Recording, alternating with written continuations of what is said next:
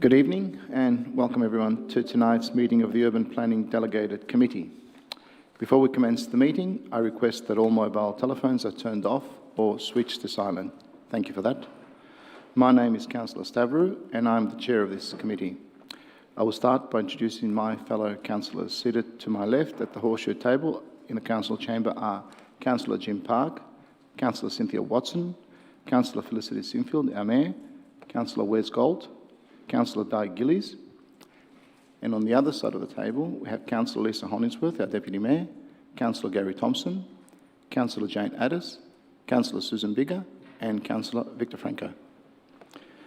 I acknowledge also our Manager of Governance and Legal, Mr Brian Wee to my left, and the Director of Urban Living, Scott Walker, to my right. There are other officers in attendance tonight and they will be introduced as they present their reports. The Urban Planning Delegated Committee meeting is being live streamed on the Council YouTube to enable public viewing of the proceedings. The meeting has also been recorded and will be made available on the Council YouTube as soon as practical after the meeting. The primary purpose of the Urban Planning Delegated Committee is to deal with issues under the Planning and Environment Act and the Building Act. This committee has delegated authority to make decisions on behalf of Council, and for those presenting this evening, when we come to the agenda item, it will be introduced by an officer. I'll then call you one by one to come forward and address the committee. If you are making a submission, please present your viewpoints clearly and concisely on why you support or oppose the planning application. Please do not repeat what earlier speakers have said and keep the submission focused on the relevant issues and points not previously raised. If you are opposed to the planning application, please tell the committee why you disagree and suggest an alternative approach that would satisfy your concerns. Please focus on your concerns rather than matters of history or detail in the officer's report. There's a strict limit of 3 minutes for each speaker, including councillors, and whilst as chair I can vary the time, I will seldom do so. At the 2.5 minute mark, I will make a sound indicating that you have 30 seconds remaining to conclude your presentation. For those in the gallery this evening, I would also like to take the opportunity to remind you to extend due courtesy and respect to each other and to the committee as a whole. This includes remaining quiet while other speakers are addressing the meeting and not disrupting any decision-making process of the committee. Thank you. Mr Wee, are there any apologies for this evening? Through you, Chair, there are no apologies this evening. Thank you, Mr Wee. Councillors, can I please have a motion to adopt and confirm the minutes of the Urban Planning Delegated Committee meeting held on the 18th of September 2023? Councillor Hollingsworth. Happy to accept as circulated. Thank you. Thank you, Councillor Hollingsworth. Do I have a seconder? Councillor Gold. Thank you, Councillor Gold. As issued, thanks, Chair. Thank you, Councillor Gold. Councillors, anybody opposed? There be no opposition. I put the motion to the vote. All those in favour? The motion is carried unanimously. Thank you, councillors. Declarations of conflict of interest. Councillors and council officers, are there any conflicts of interest that need to be declared tonight? There be no conflict of interest. We'll move to the main part of our agenda, part 3 of the presentation of officer reports. We have report 3.1, Wattle Road Heritage Study, the preliminary consultation outcomes and requests for authorisation. Mr Brennan will be presenting the report. Mr Brennan, please proceed. Thank you, Mr Chair, and through you. The purpose of this report is to inform the UPDC of the outcomes of the preliminary consultation process on the draft Wattle Road Heritage Study. In March 2021, a request was received from residents seeking an investigation of the heritage significance of properties in Wattle Road, Hawthorn. In response, officers engaged GML Heritage to carry out an investigation.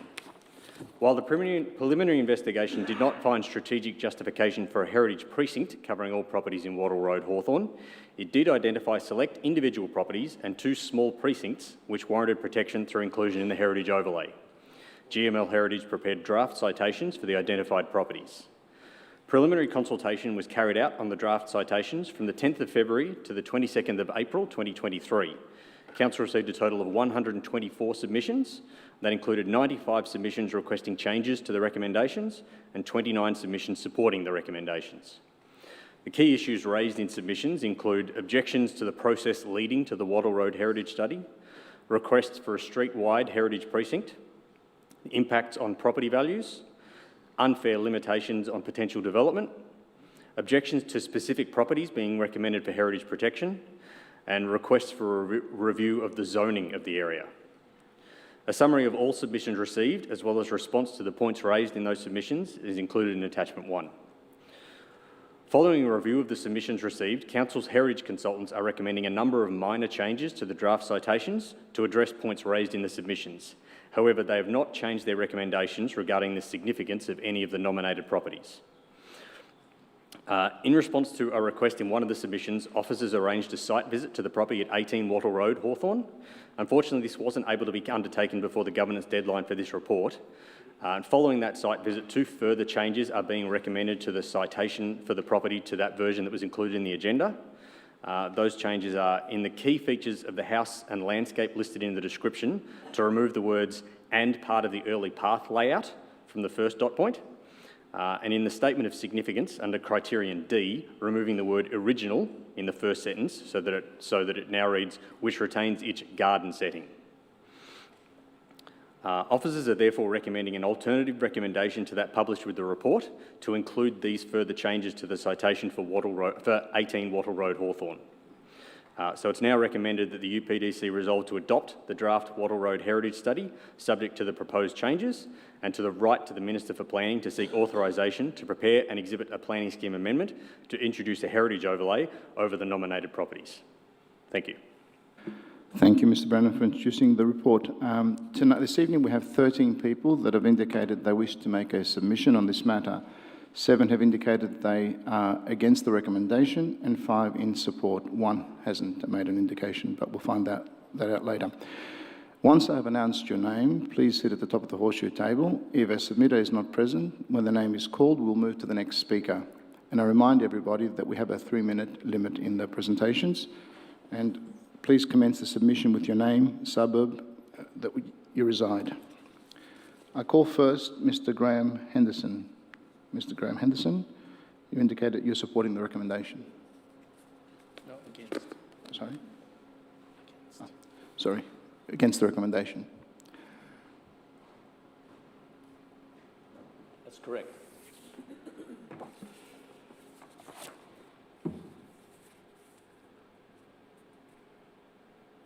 Thank you, Mr. Henderson. Thank you for the chance to come and talk to you this evening. The citation that was prepared by Council... Could you please begin with your name and suburb? Thank you. Graham Henderson, Hawthorn. Is that okay? Absolutely. The citation that was prepared by Council for 57 Wattle Road pivots around the authorship of the design. The citation specifically claims that the designer was Neil Clerihan.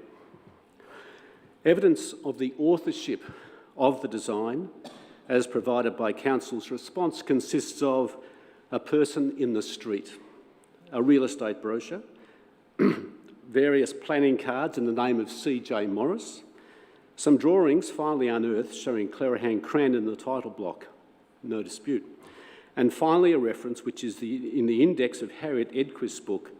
It does not, nor does Council's subsequent efforts, provide any information other than C. Morris House 1986. It is only in the index. During the period where Clerihan and Cran were in partnership. Of all the homes in the design body of work of Clerihan, this one gets no mention whatsoever. There is good reason for that. It was not designed by Neil Clerihan. I'd now like to read to you a couple of extracts from a letter. My business completed numerous projects and worked closely with the local architectural firm Clerihan Cran. I engaged them to design a contemporary home with specific details. Although Neil Clerihan was the senior partner in the firm, I worked with David Cran as the principal designer and architect for my home. Several changes were made during the construction process, sometimes to the chagrin of David Cran, and so it goes on. This letter was written by Chris Morris, who was the original owner and builder. He engaged David Cran, paid him and worked with him in his office and on site made individual changes and ultimately brought the house to life for his family. He is not what you could consider as an uninformed person about the facts of my home at 57 Wattle Road. Mr Morris has no vested interest in the outcome of this. At no stage have Council consulted with me about this, rather seeking information to confirm the original position. My home was not designed by Neil Clerihan. David Cran sadly died in the early 90s. He mostly worked in commercial projects, as did Chris Morris, which is why the home has a predominantly office feel. It meets no other HERCON thresholds. I respectfully request Council stop this pursuit. How can it be that Council can pursue this project for 2.5 years and then give us 4 or 5 business days to respond to recommendations with potentially serious consequences? This is not some passion cause. This is not a genuine and sincere process and shows a lack of duty of care. It's very unclear as to who will benefit from this approach, perhaps developers, certainly not the street. The report claims heritage is to protect Mr and Henderson, enhance your time has expired. Are you about to finish with your presentation? One sentence. Sure. The report claims the heritage is to protect and enhance places. How will Council actually do that? We have some existing and proposed places in this report that are, or before long will be, beyond repair. Thank you very much for your time. Thank you, Mr Henderson. Councillors, are there any questions for Mr Henderson? There be no questions. Mr Henderson, you may return to the gallery. Thank you very much for your presentation this evening. Thank you.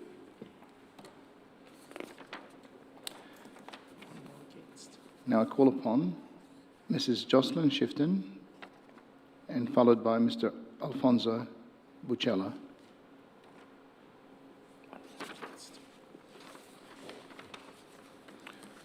If you can begin with your name and suburb. Thank you, Ms Shifton.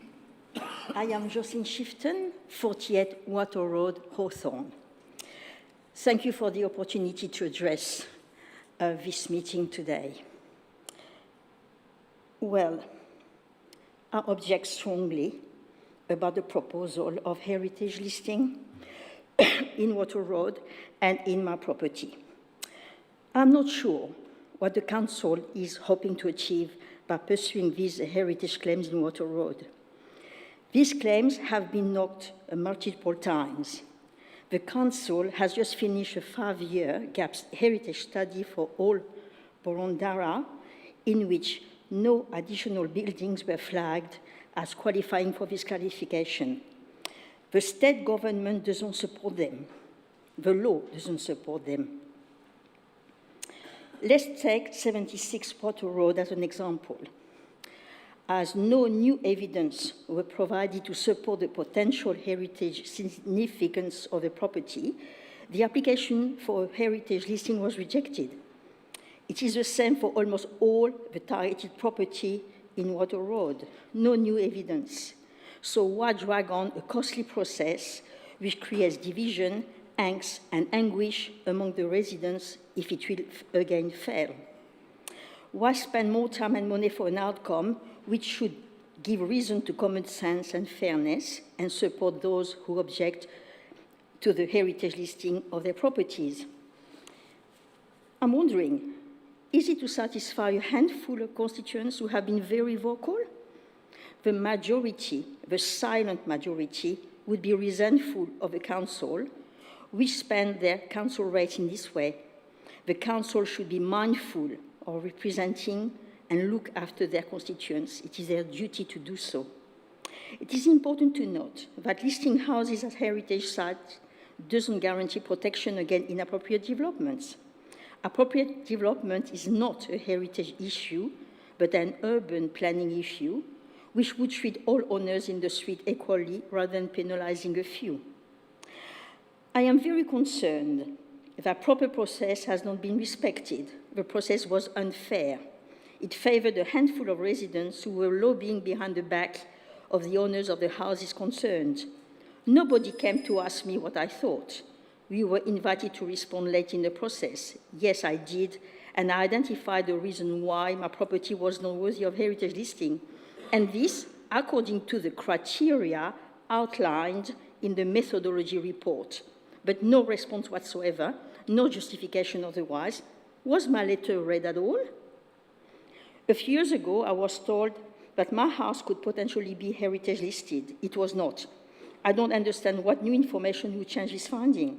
If anything, it would be even more reason why it should not, as since that time, considerable alterations were made in front of my property, which compromised the integrity of the original house. Addition, not in character with the architecture of the era, which can be seen outside from the front of the house in the northern and western elevation. Ms. Shifton, Addition of unfortunately, you're out of time. You've got much to go, or you're finishing Not up? much, but I would like to finish. Are Because you- of my accent, I'm mindful not to speak too quickly, so I don't think I should be disadvantaged. Are you because speaking I'm at a good French. pace, Ms. Shifton? But are you close to finish? Now, if Almost you're close, finished, yes. I will let you finish. But if you're not close, then I won't. I am almost finished. Thank you. Yeah.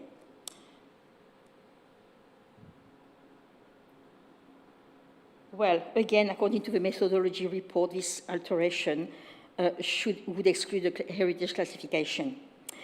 Too long to tell you the list, I have no time, but please refer to my letter and please read it carefully. Why one should not use heritage lightly with the risk of degrading this serious classification? I will not object to those wanting their properties to be heritage listed. However, their view should not be imposed on my property. We live in the 21st century. Ecological, demographic consideration, transport, social interaction should be the main preoccupation of the Council, not unfairly targeting few owners because of the lobbying of a few. Thank you, Ms. Shifton. That's my last That sentence, please. that wasn't close. Thank you, Ms. Shifton. Any questions for Ms. Shifton, councillors?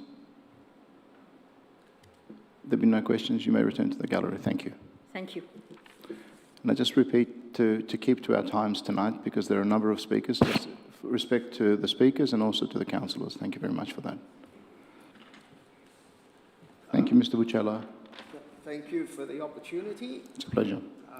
I detest public speaking, but I think it's a very important issue. You could start with your name and suburb. Thank you. Alf Buccello and Wattle Road, 88 Wattle Road. Thank you. Okay. Now, I'll go back. I bought the property in 2005, eagerly wanting to move in. Then when I did buy it, we were going to move into it after 2000, after 2010, I should say. But I'll go back. 1990, the Burundara Council gave a permit to knock down the extension behind 88 Wattle Road, and then issued a permit to build a brick extension to replace the extension that was demolished. Before it was completed, the council gave permission to build it in fibro cement with a cement roof. So we're talking about heritage. Then in 2010, the council gave a permit to the property behind me, which fronts onto Glenferrie Road, where they built a 3-storey apartments, which is right out the back of my property. And what I see when I go out or look out the window is basically the side of an ocean liner behind me. So we're talking about heritage. Then when they were building that, they found that the stable, which was turned into a workshop at the back of my place, was unsound.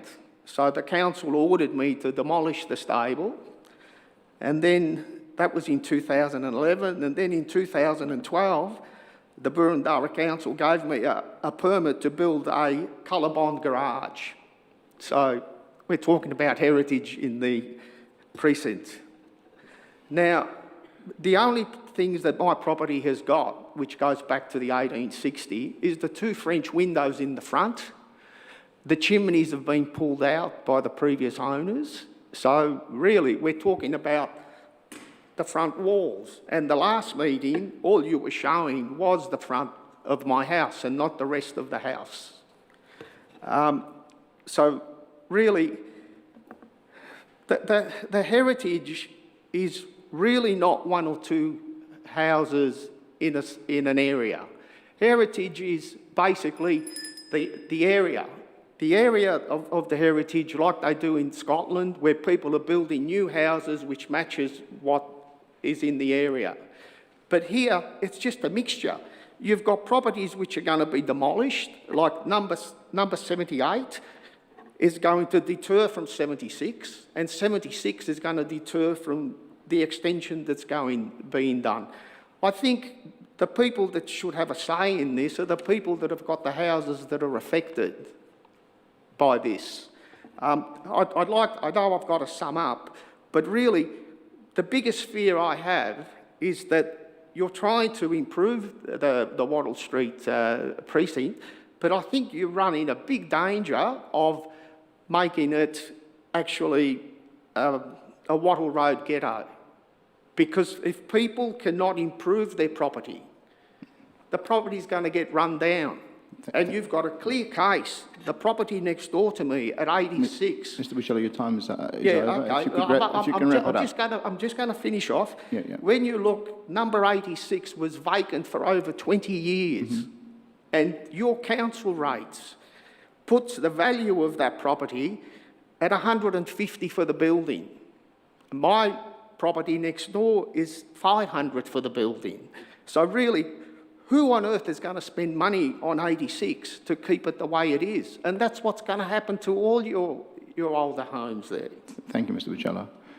Are there any questions, councillor?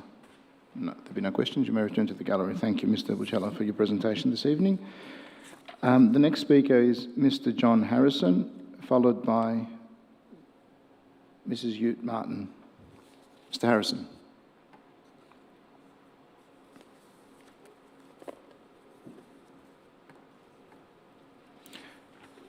If you can begin with your name and suburb, sir. Thank you.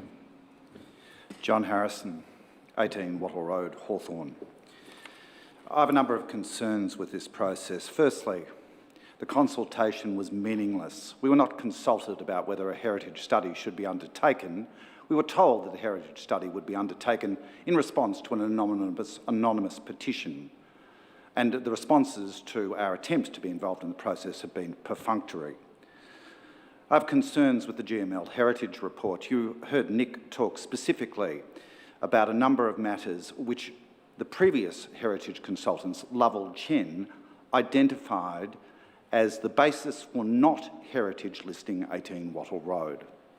They were not taken into account in the initial GML report. We wrote in April and said these weren't taken into account, and this was the basis our property was not heritage listed. Please come and physically inspect it. The physical inspection took place on Friday, 22nd September. Councillors should be aware that we were told the day before that the final report would be issued at 5 p.m. on Friday, 22nd September. Our conclusion from that is the consultation and consideration of these issues was not substantive and not in good faith. It did not alter the heritage listing. Fundamentally, and this is my third point, there were no new facts. What we have here is another opinion. There are no new facts to support this finding. Councillors, in my view, would do well to consider two things. One, the state government's views with respect to 76 Wattle Road, where the application for a heritage overlay was rejected by the state government on this exact basis. There were no new facts, there had been previous heritage reviews which had found it had not been worthy, and all that was being offered was another opinion. And on that basis, the state government declined to proceed to issue a permanent heritage overlay. The second point that I would ask councillors to consider is Council has changed its own heritage nomination process in recent times so that it will not undertake an exercise like this unless there is new information. This process is unsafe and it is unsound, and Council has changed its own process to reflect that. The final point I would make is there is an element here which is difficult for me as a resident to understand, but it seems to me that there is a theme in the submissions and in the initial submission that this is not actually about heritage, it's about development. It's about stopping development of Wattle Road. Now, there are good arguments that there should be good development standards which should be imposed in connection with development in Wattle Road, but using heritage as a means to stop development. Mr. Harrison, I'd like you to wrap up because your time is over as I have well. one more sentence to go, is an abuse of that process. And based on the above, I would ask Council not to proceed to apply an interim heritage overlay to my property. Thank you, Mr. Harrison. There is a question for Mr. Harrison. Councillor Addis. Thanks, Chair. Thanks, Mr. Harrison. If we turn our mind to heritage, I've heard the other things you've said, but on what basis do you think your house shouldn't be heritage protected in terms of just heritage? Is there a reason why you think it's not heritage worthy? So I'm guided, this is the second time I've been through this process because we had the Lovell Chen review of our property in 2014. And what Lovell Chen did upon a physical examination of the property was that they found that the facade of the house, which is substantively all that is potentially heritage worthy in our house, because it has been altered substantively over the 100 or so years that it's been, the facade of the house has been altered so that the bay window at the front no longer has the distinctive mouldings which were featured on the now demolished 22 Wattle Road. And this was the point that was made in the Lovell Chen report. Now, in response to, so I'm being guided by Council's own heritage review in 2014. In response to that, when we asked for a physical inspection, Council's current heritage architects, as I understand it, say they disagree. They don't agree with the opinion of Lovell Chen. So my point is, if there are no new facts, Council's being asked to make this determination because it's got another opinion. Okay, look, maybe I'll ask the officers to address that. I'd be Thank very you. grateful. Thank you, Councillor Addis. Mr. Harrison, there'll be no more questions. You may return to your seat. Thank you for your presentation this evening. The next speaker is Ms. Jutta Martin, followed by Mr. Stephen Thorne.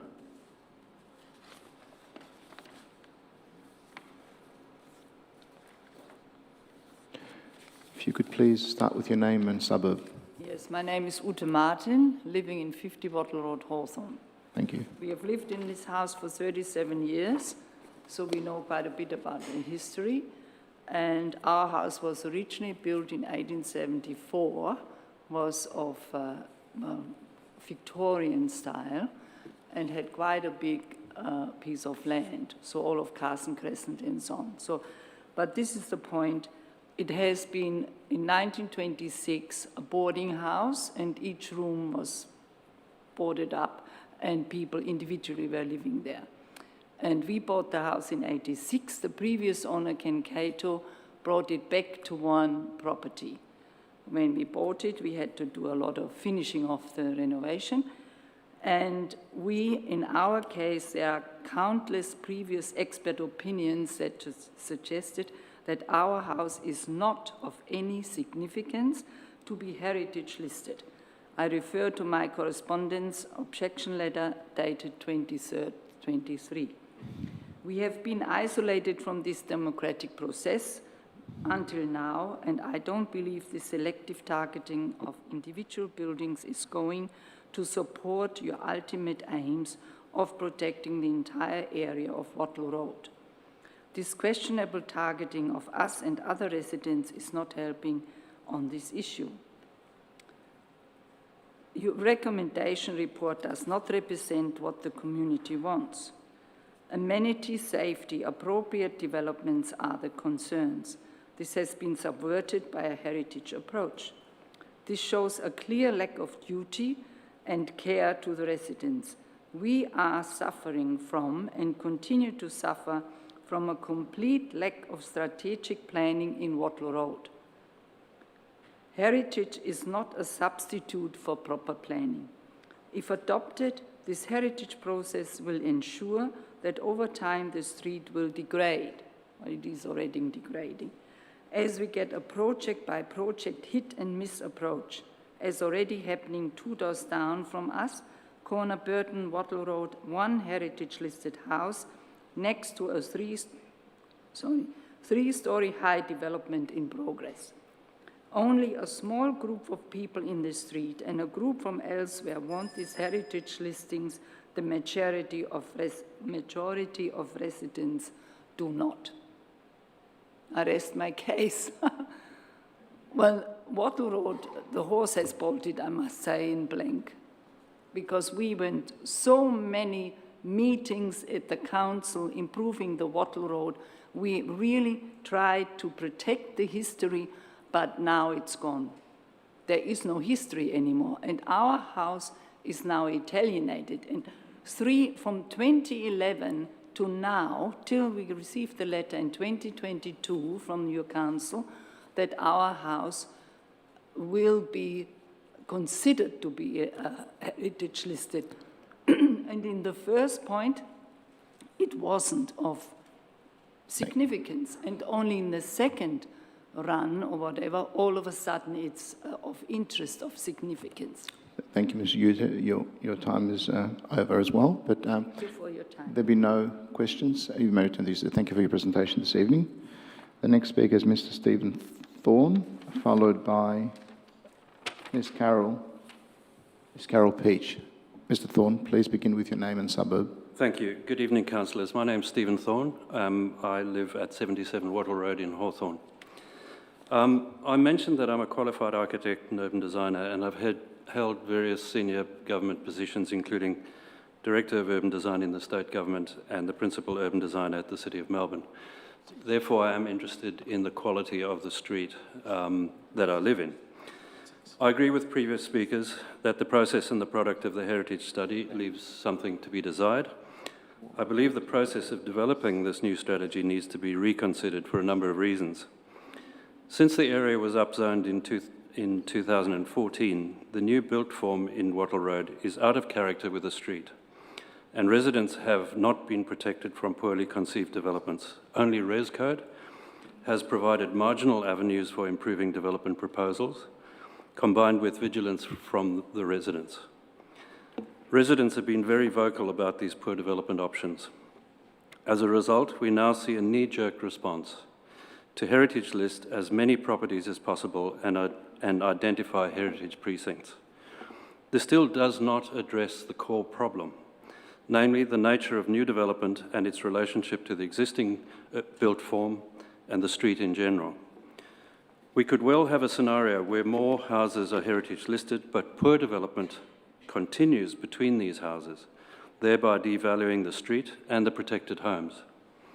May I therefore suggest a more comprehensive planning approach to ensure better quality development?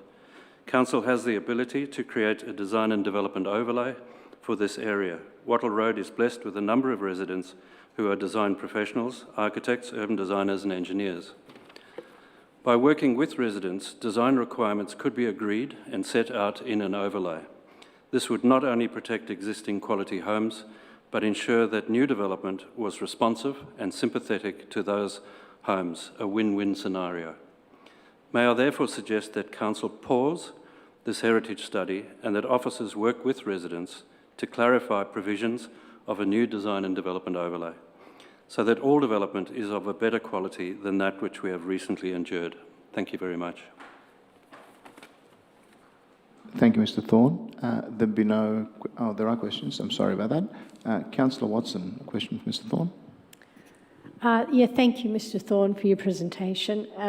I just wanted to ask you some more questions regarding your thoughts about the merits of a heritage study as an overlay versus a DDO as an overlay, and why you believe that the DDO would be a superior planning instrument than a heritage overlay. Councillor, it's simply because it would set out requirements for new development. And at the moment, what we're getting is a nervousness about new development because of its relationship to what appear to be heritage houses, but various studies have shown that they aren't. And so really we need to look at the quality of new development, and that requires something like a development overlay. Thank you very much. Thank you, Councillor Watson. We have a question from Councillor Franco. Yes, thank you, Chair. Just along the same lines, could you expand, just for at least my benefit, how a design development overlay might work versus, say, something like a street character study, which we've done a few times, but they have limited power. I'm just interested in your observations in relation to this issue. Councillor, they are related. I think to simply sketch what we're getting versus where these overlays could go. For example, the new developments that we're getting run along the depth of the lots and they face sideways. And so what we're getting is overlooking into people's backyards. We're getting overshadowing of backyards. And that is very different from the way in which the traditional urban form relates to the street. It fronts the street, it doesn't look sideways. And so there's a fundamental difference in the way that new development is happening in order to maximise yield. And I get that from a development point of view. But this could be done much more successfully if there were design requirements that required new development to relate somehow to existing streetscapes and built form. Thank you. Thank you, Councillor Franco. Councillor Thompson, you have a question. Thank you. Thanks for your presentation, Mr. Thorne. Look, I share similar views with regards to the amenity, that impact that comes from future developments. But to that end, I'm a little bit confused as to whether your position is the lack of a design development overlay or your anti-heritage overlay, and the two apply different rules to different parts of Wattle Avenue in terms of how it's actually applied, because maybe you could answer that one, because design development applies to properties that aren't protected by heritage. Heritage overlay applies to properties that are. So at the moment, what we're getting in this study is a quantum leap in terms of the number of dwellings being proposed to be listed. And that flies in the face of many previous studies. So that in itself is a question mark. Secondly, I think the process that's been followed has been, certainly my home has been identified as being part of a precinct. I have not been contacted at all. And I've only found this out through third parties. You're at number 77? I'm at 77. I might just check to see. I don't know if number 77 is included in the precinct. It's in a precinct, yeah. When is it? Mr. Brennan, could you answer that? Thank you, Chair. So, no, number 77 Wattle Road is not proposed by Council's recommendation. There has been a submission put in by residents and through some submissions and by Graham Butler that proposes a wider precinct for the street, and that does include 77 precinct. But that's not Council's recommendation tonight. Okay, relieved to hear that. But I think to come back to your point, there is a slight difference between if we protect lots of homes and we allow development to continue the way it is, we're going to get a very strange outcome. But fundamentally, in terms of, because tonight, us councillors, we're not considering design development or future developments on the non-heritage. We're considering what applies to the heritage properties. But am I correct in saying, in interpreting, you're not objecting to the urban character that comes from a heritage overlay, you're objecting to the lack of understanding as to what future developments outside of that heritage overlay may be? I think where I'm objecting is to the process that's been followed and the knee-jerk response to heritage list as many houses as possible in the absence of proper design guidance. So if the two went hand in hand, you'd be more comfortable? Yeah, and then, you know, a peer-reviewed heritage analysis that looked at the homes with a very, you know, clear eye relative to what's been happening in the past. Okay, thanks, Chair. Thank you, Councillor Thompson, and thank you. We have one more question. Sorry, Mr. Thorne, one more question by Councillor Hollingsworth. Thank you, Councillor Hollingsworth. Thank you, Chair. Mr Thorne, thank you for your comments and consideration to this and suggestions. Someone that's worked considerably for the state government, you'd be aware of the Victoria's housing statement that's just been announced? Yes. Had you considered the possibility of what may happen to the street if there is no heritage protection or no increased heritage protection? And likewise, there is no DDA at the moment either. So. It's very concerning that if we end up with a bunch of houses that are protected and that the new development happens in a way that isn't sympathetic, that's a very bad outcome. And so, in a way, what would be preferable is, rather than to heritage list as many houses as have been identified through a process which has, to be honest, the community very confused about it, that we pause this for a moment and actually have a look very clearly at the controls that are in place to get the proper kind of development. So I think these two things are related. And so pausing the heritage study and the recommendations in order to get a conversation around the kind of development requirements that we want in the street to protect its quality, I think that's an important consideration. Absolutely hear what you're saying. And sorry, if I may, just a quick follow-up. Would you perceive that an interim overlay would give time to consider those options? Interim heritage or development overlay? Interim heritage. I would pause it at the moment. All right, thank you. Thank you, Mr Thorne. The next speaker this evening is Mr Philip Arbon. Mr Arbon.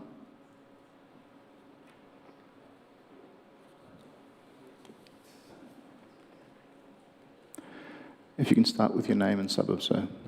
Yeah, Phil Arbon. I'm the owner of 7 Wattle Grove, Hawthorn. I'm just seeking clarification before I talk. So my understanding is the recommendation is that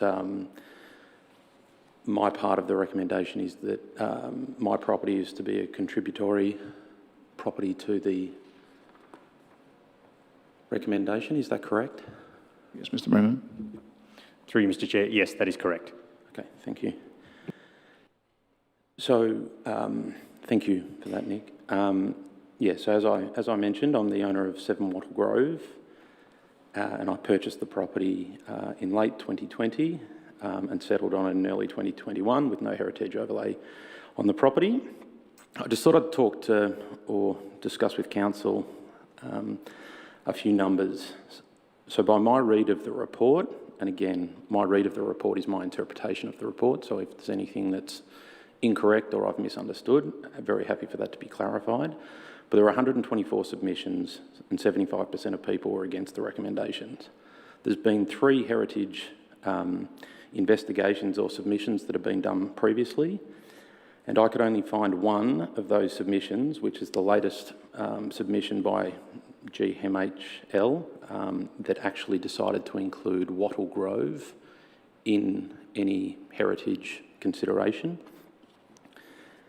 And I think again, based on my interpretation, for their findings or their recommendations to effectively be adopted in full, with there being only 6 exceptions, which to my understanding look like they're merely clarifications, not exceptions, I find to be quite staggering.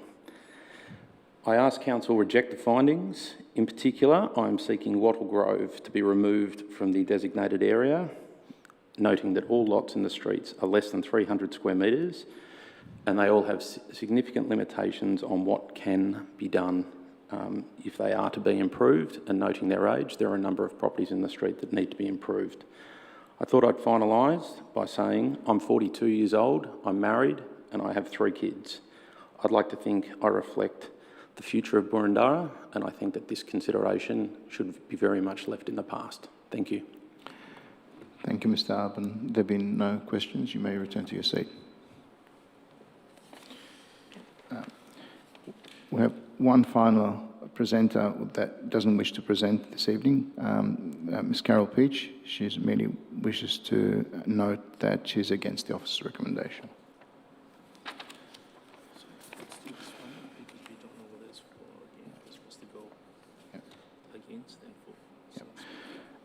I have one presenter this evening who has not indicated whether they're for or against, Ms. Rose Blandon. If you could come forward.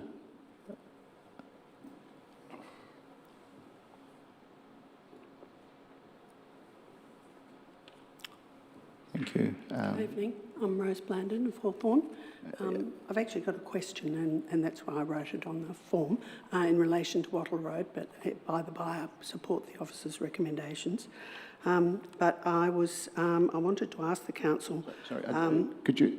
I didn't quite hear. Are you opposed or for the officer supporting the... I'm supporting the officer's recommendation.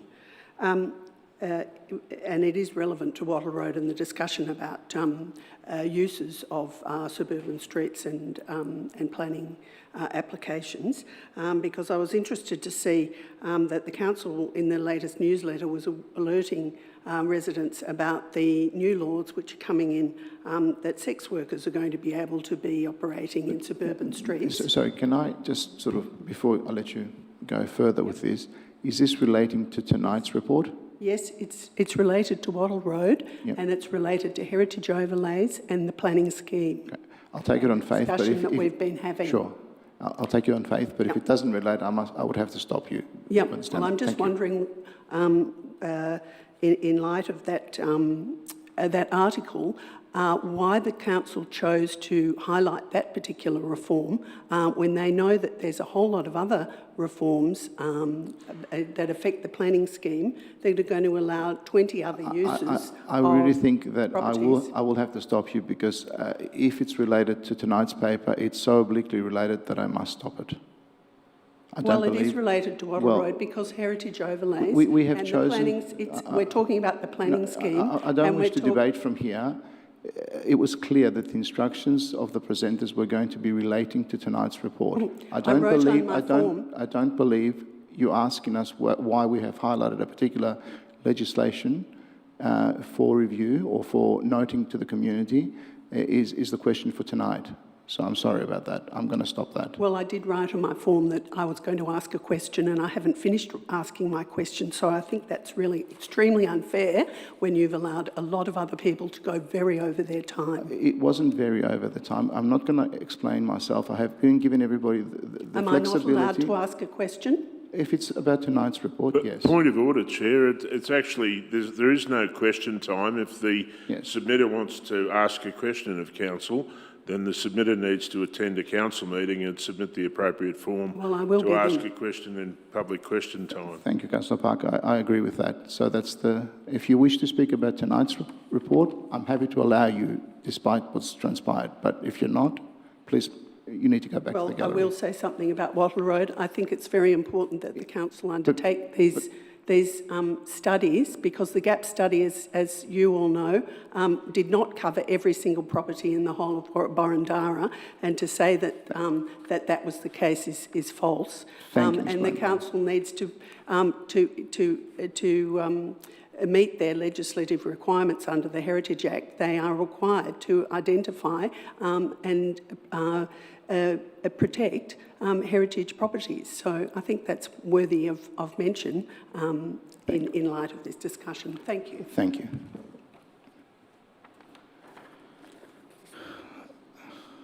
The next speaker this evening is Mr. Richard Arben, and he is supporting of the officer's recommendation. Thank you, Mr. Arben. If you could start with your name and suburb. Sorry, yeah. My name is Richard Arben. I live in Camberwell. I'm actually reading a speech largely penned by Christina Brannigan, who some of you will know, who's been involved with the community nomination process, but she can't attend tonight. She's actually on an aeroplane somewhere. Thank you for the opportunity to speak as a resident of this heritage city that has been a guardian of important Melbourne architecture and heritage places for generations. Heritage is a part of this city's DNA. I support the recommendations and acknowledge the extensive work undertaken by the Planning Department and GML I thank them and acknowledge Councillor Bigger and all the councillors who in 2021 recognised there was still work to be done to record the extent of the cultural heritage on this street. Local historians and the Hawthorn Historical Society have researched Wattle Road over a long period, and much of the community has considered it informally a heritage street with its narrow lane-like feel and, as we now know, many individually significant and contributory grade houses. If properly protected one day, there would be about 20 individually graded houses conserved for future generations, as well as 2 small heritage precincts flanked by Lisson Grove and Manningtree Road. That would be a wonderful enclave of 3 streets for future residents and visitors to appreciate and enjoy. The proper heritage process, if followed, will allow further checks and balances, and if there are some errors or issues with the study, a planning panel will provide council with further independent advice. This is due process and a fair approach. Whilst there is plenty of heritage evidence, perhaps in reality the decision here tonight is as much about the moment in time that in Melbourne that we find ourselves in, with state government's autocratic new planning laws potentially threatening even more of Melbourne's rich history. Shouldn't we, as a community, be willing to stand up and protect what rightfully should be conserved so that the future generations living in Victoria can appreciate and enjoy the wonderful architecture that Burundara is famous for? Our architecture is world class, and a picture up there, I think, showing a number of properties which certainly are very impressive. Much valued historic buildings and areas we see in other countries were all once protected for the first time, and their owners accepted new regulations that recognise the unique value those buildings brought to that city or town. If we don't seize this opportunity now, with the strategies our politicians have recently controversially adopted and rampant development, all the unprotected rich heritage will be lost in the next 10 to 20 years. Our city landscape is going to change. We're not anti-development, it has to, but that's not a reason to not protect streets as unique as Wattle Road.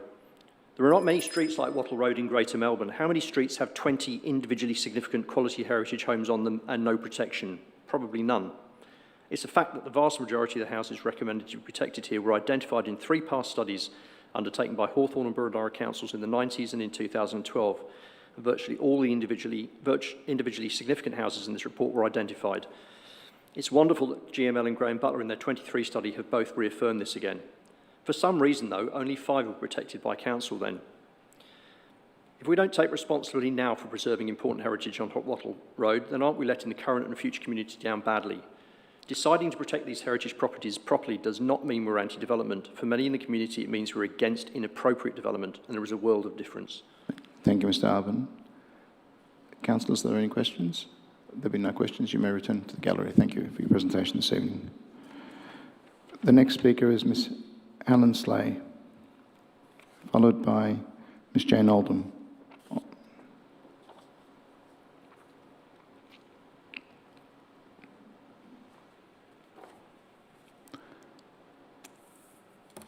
Thank you, Ms. Slay. If you could start with your name and suburb. Thank you, Chair. Helen Slee, Camberwell. I do not live in Wattle Road or in Hawthorn, but I do live in a street that's within a heritage overlay, and I was not consulted. I wasn't asked. I found out. I want to start by saying that heritage is important for cultural reasons, for connection with our history, our past. And that's not just for our generation, but future generations. And it's not just for Australians today, but future Australians from all countries. And if we do not protect it, we lose the memory, we lose the connection. What do we have left? It's been a torturous process. I've been coming here for over 20 years, and in that time, a lot has been lost. And if the council doesn't stand up and say, we are going to protect, if we possibly can, our heritage buildings, then they're all lost. And they very quickly go, we see the demolitions, and then streets change. So over 10, 15 years, there are streets that had a lot of heritage houses. Unfortunately, there were mistakes made, I can tell you that, by previous heritage studies, many sad mistakes. And as a result, houses were demolished. And then when we came back and revisited those streets, the outcome was, oh, there's not enough left. And that happens in a blink of an eye. So for future generations, for connection to our cultural background, our history of place, I feel it's very important that the council says we do value heritage, because quite often you don't get that feeling. There's nothing tangible that shows council stands for heritage. I don't see it. Nothing on the websites, nothing like that. So I feel council, with Wattle Road, if you can say, yes, we support our officers and we're going to try and do our very best, despite the difficulties which occur with the government, it's recognised. And I want to make one statement that the people who own these properties, they need not worry that they cannot have magnificent contemporary living, because I can vouch for it.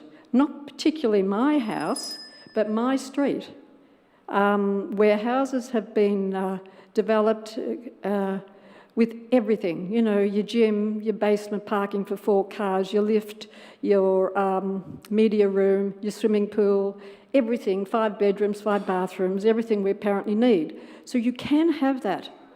You don't have to destroy the property. And if a house is missing a single window or a veranda's been changed, they can be restored. Ms. Lay, I'm afraid you're out of time. Okay, so. thank you very much. I just appeal to council.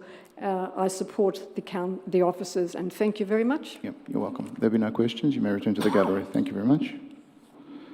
Ms. Oldham, I believe you're speaking on behalf of Ms. Nerida Murden. If you could start with your name and your suburb, please. Thank you. Yes, Jane Oldham, Camberwell, and I am reading a speech from Nerida Murden this evening. Please keep it to the 3 minutes, please, if you can. I will. Thank you for the opportunity to have this submission read tonight. I fully support the officer's recommendation to adopt the Wattle Road Heritage Study. I thank council officers and Councillor Bigger for the work done on this important heritage matter. Wattle Road is one of the oldest streets in Hawthorn, dating from the 1850s, formerly known as Weinberg Lane. It was settled by German immigrants. It's a street where many people who have shaped Hawthorn have lived and designed houses. From the early German-speaking farmers who were the first to grow grapes locally and went on for generations to be important market gardeners in Boroondara and created the lane to run through their farms and vineyards, and signed the first petition to create the city of Hawthorn, all the way through to the merchants, mayors, politicians and retail keepers who followed as Hawthorn became a desirable suburb away from the dirt of the inner city. The street has often attracted significant architects of the 19th and 20th century who have designed several houses and lived in the street themselves. Much has been written about the street. The Hawthorn Historical Society produced a booklet of a historical walk. Manuscripts have been written about its history. In fact, local historian Gwen McWilliam said it was the most historically interesting street in Hawthorn. Several studies identified the street as having many individually significant and contributory grade houses, but until now, only 5 have been protected. Wattle Road, Wattle Grove and Finchley Court have an incredible mix of architectural styles, showing how those streets have developed over the years. The styles include Victorian, Edwardian, Californian bungalow and interwar houses, all that have stood the test of time. These highly intact houses, trees and beautiful gardens are important to the community. They contribute to the local neighbourhood character, and Wattle Road is next to existing precincts. I think local people like the experience of living in these old houses.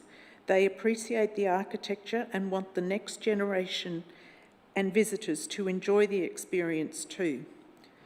So they look after the house, they maintain it, they paint it or they renovate it to keep the story the house tells going.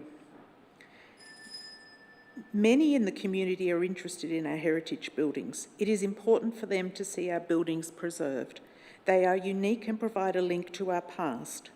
We are very fortunate to have a street like Wattle Road. Let's look after it. Let's look after it now. It's great to see Council's ongoing interest in heritage identification and protection, and to see Council and the community working together to try and protect these heritage houses. Thank you. Thank you. you, Ms. Oldham. There be no questions. You may return to the gallery. Thank you for your presentation this evening.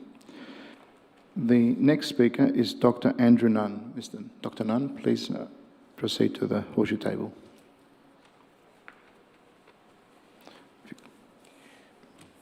Andrew Nunn, 78 Wattle Road, Hawthorn. Thank you, councillors, for enabling this important report. The Heritage Action Plan we discussed 2 weeks ago here had some unfinished business in section 6.1, paragraph 1, dealing with future implications. I can only assume that this included Wattle Road or Weinberg Lane, a narrow historical lane which is not as wide as de Graves Lane in the city. There's been discussion about Lovell and Chen. Look, something went tragically wrong with the heritage appreciation of Wattle Road around 2012, 2014, and I agree there's there's politics around that. The net effect was there was a massive loss of heritage houses far beyond anything else in Hawthorn, and that's being addressed by this study. Now, no study is perfect. Detail is always an issue in studies. It basically meets the gap, has provided an enormous amount of detail, or brought together an enormous amount of detail, and makes a good historical read, if nothing else. The comparative analysis has an ongoing emphasis on individual properties, and I understand that the politics of planning, and clearly attentions 1 and 2 deal with some precincts, and I still think there's some work to be done on that, as per Graham Butler, who we employed to give a report. Look, these debates always have vocal extremes, and there's always that healthy variety of opinion and discussion of detail. And also remember, there's a lot of people that aren't here tonight who have a view. 75% of people raising questions doesn't mean they're objecting, by the way. They're trying to add value to the report. I read the submission with great interest, and I think that's very, very, very healthy and valuable to hear all the views from various people. And I speak in part from a whole lot of people that have been on holidays, which is a bit of a problem at the moment. We proudly live in a heritage house, as do others in the street, and some of these are actually being classified. Critically, this report, and it's a good start, sets the stage for future progress, allowing opportunities for future consideration of heritage and to allow what is going to be due process. This is actually an evolution. So it's much needed, it's a good start, and we shouldn't have any more delay. Do not throw out the baby with the bathwater. Thank you. Thank you, Dr. Nunn. Thank you for your presentation. There be no questions. You may return to your seat in the gallery. Thank you very much. The final person wishing to make a presentation this evening is Anna Prenu. She no longer wishes to speak, and she only wants us to note that she is supporting the officer's recommendations. So we have indeed finished with the presentations, and we'll now return to the officers for the matters arising. Mr. Brennan, could you please respond to the matters arising? Thank you, Mr. Chair. So there's been a number of submitters talking about the process that led to this study being undertaken and the goals of council in doing this study. So the study did come about due to a submission from residents asking that the heritage of the street be investigated, and they put together a fairly extensive submission that detailed a number of properties in the street and put their case forward. It was only appropriate that council, in response to that submission and the work that had been put forward, engaged heritage experts in order to do a proper study of the street to respond to that submission. It was not the fact that council received that submission, sent it to GML and said, hey, can you stamp this? And then we adopted that as our study. That's not what has happened. GML has not based their recommendations on a request from the community. GML, as heritage experts, have undertaken their own expert investigation of the street, and they have put together citations for the properties that they believe, in their opinion, are of heritage significance, and they have put together citations that they believe will withstand the statutory planning scheme amendment process, including public exhibition and the planning panel process and consideration by the state government in order to get these places to strategically justify that these places warrant heritage protection.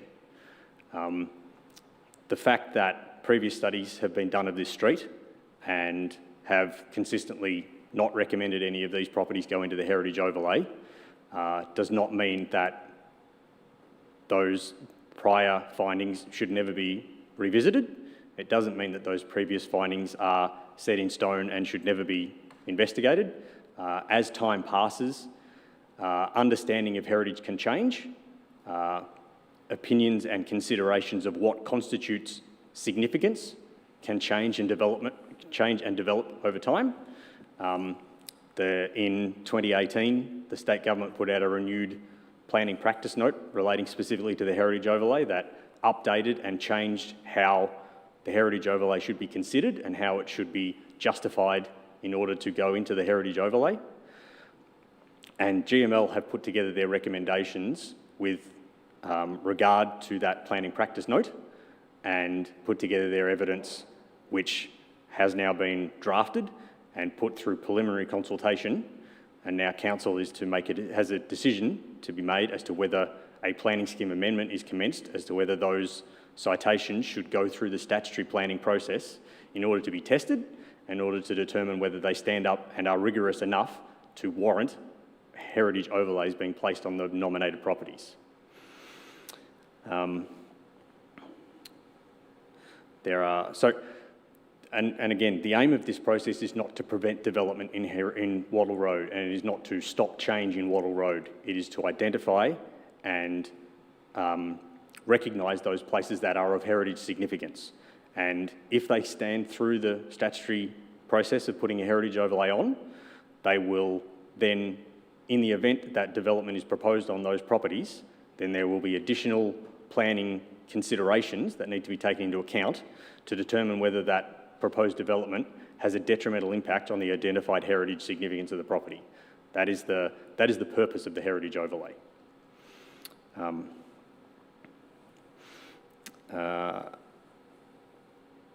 Again, and ultimately, the state government will have a say, will have two opportunities to have a say in this process. Depending on council's decision tonight, or the UPDC's decision tonight, council will seek authorisation, which is essentially permission from the state government to commence the planning scheme amendment process. And then once the planning scheme amendment process is concluded, if there are any properties remaining recommended to go into the heritage overlay, the state government has final say over whether that goes in or not. So that is another layer of diligence which council has to be satisfied we can meet in order to have heritage overlays put in place. Some of the more specific items that were brought up regarding Neil Clarahan's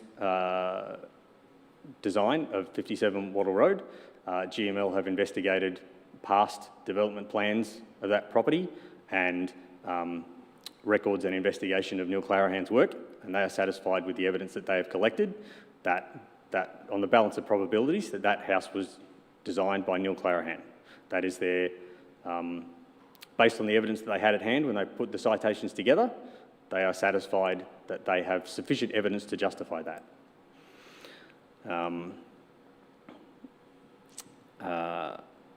Regarding 18 Wattle Road, the owner was correct there to say that Lovell Chen, in their initial investigation, recommended that property go into the heritage overlay, and following a site visit changed that recommendation based on the changes that property had undergone. GML, looking at that 10 years later, or 9 years later, believe that that level of change, though not disputing the level of change to the property, are of the opinion that that level of change is not sufficiently detrimental to the property that it doesn't still meet the threshold to go into the heritage overlay. That is the argument that they have put forward, and the citation has been modified somewhat to acknowledge the changes and to just make clear what is or is not original fabric, but they still believe that that property is of heritage significance. There was also some discussion of the level of notification that's gone on with nominated properties. So council wrote to all owners and occupiers of properties at the start of the full investigation of properties in the street. Once an initial pass had been done over the street and specific properties had been nominated for investigation, we wrote to everyone to let them know that their property was under investigation. There was then, once the draft citations had been prepared, council carried out preliminary consultation in March and April of this year. That is the standard process of the heritage study process. That is what we've done with the suburb-wide gap studies that we did. It's with other studies we've done. We've prepared draft citations and then undergone preliminary consultation before making a decision of whether to start the amendment process or not. Wattle Road has been carried out in the same manner. Is there anything further? Thank you, Mr. Brown. Through yourself, Mr. Chair, I may just add an additional comment here in relation to what's before council. And what is before council, as outlined by Mr. Brennan, is a consideration of whether heritage overlay is warranted over specific properties in Wattle Road. And that is following a detailed and thorough assessment of the heritage merits of the property. Now, a heritage overlay has to meet certain guidelines and tests under the practice note provided by the state government, and it's there for a very specific reason. It is a very, very different tool, a very, very different reason for an overlay to a design and development overlay that you've heard reference to. These are not things that can be brought together. They are not, in fact, mutually exclusive. There can be a strategic basis for a heritage overlay, which is what is before you this evening. You don't have an alternative to, instead of applying a heritage overlay, apply a design and development overlay. That is a very, very different tool, which is aimed at guiding development outcomes for a strategically justified reason. In fact, properties can have both a heritage overlay and a design and development overlay because they are trying to achieve different things for different reasons.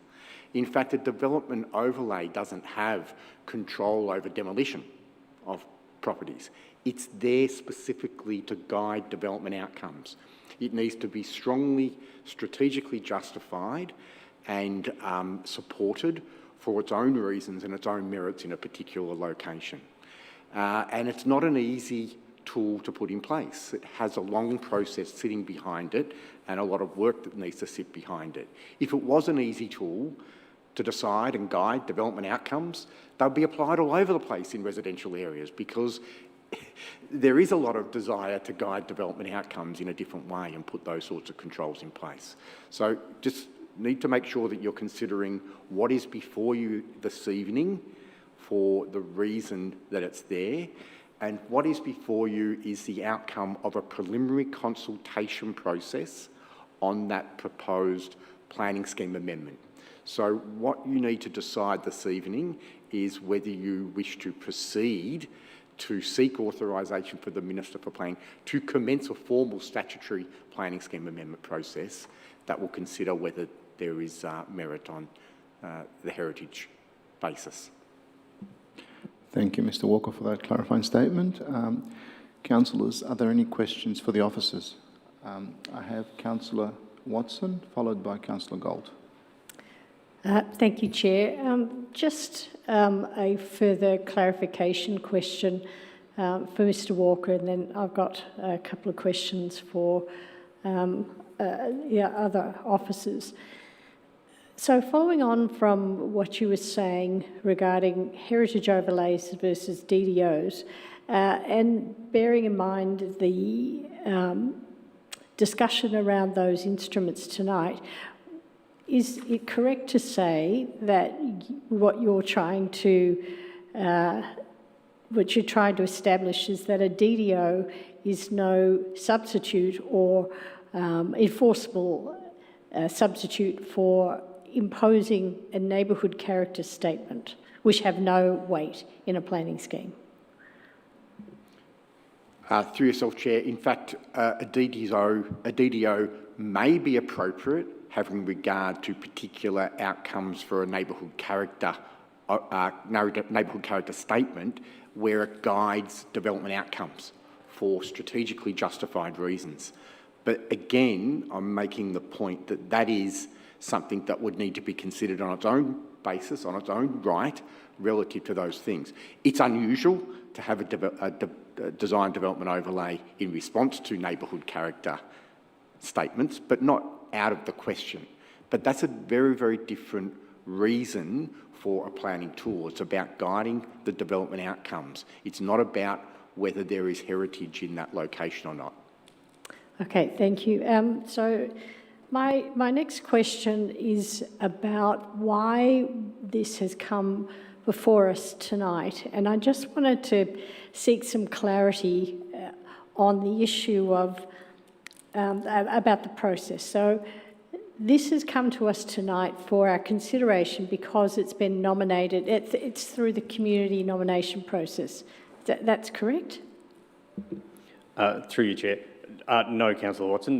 This nomination predated the community heritage nomination process. Okay, because my follow-up question to that, which raised concerns, was in our community nomination process, which has been referenced here tonight, we've said to people that to do that, you must show that something has changed. And the only indication that you've given of change, and I'm seeking clarification of this, is that our perception of heritage in that area has changed over time. Is that correct? Through you, Chair. Not exactly. There is, in some places, there have been new evidence found for some of the properties. In other times, in other properties, there haven't been... Sorry, I'll start over. The community heritage nomination process says that we need new evidence provided where places have recently been investigated, and there has been a study done on those properties. So in this case, these properties are investigated further longer ago, and also there has been new evidence found in many of the cases. Thank you very much for that, and no further questions, Chair. Thank you, Councillor Watson. Councillor Galt. Thank you, Chair. Followed by Councillor Thompson. Thank you, Chair. I'd like to ask the officers, have you got a simple, straightforward diagram that summarises what we propose to send forward to the Minister as part of tonight's decision-making process? I've read through the report flicked through the report in quite a bit of detail. It's very long and very thorough, and I thank you for that. I've come across Mr. Butler's diagram a number of times, but I think I have found a list of the couple of overlay areas you're proposing and a list of properties, but no comparative diagrams to the other diagrams in there. And I believe that is causing some confusion around this table tonight, and certainly some confusion with those that have presented to us tonight. So if you're able to give us a very simple summary diagram, I think it'd be appreciated. Thank you.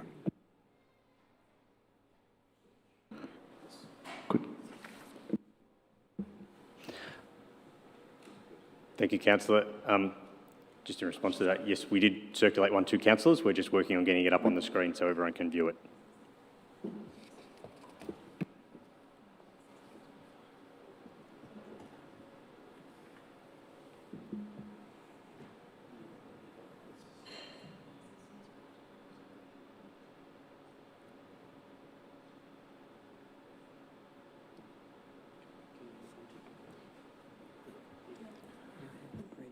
For the benefit of the gallery and those at home, we are proceeding to put a map that Councillor Galt has requested up on the screen for everybody to see.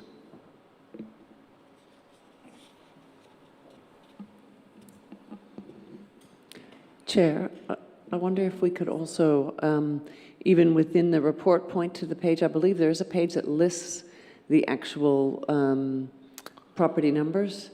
Just because while the diagram will be helpful, I wonder if it would also be helpful for clarification, given the confusion that I think there was among some submitters about what is covered. And I understand, I think this confusion is because there are It's a very long report with a number of details. Councillor Vigor, is it page 19 or have you got it handy? Let me have a look.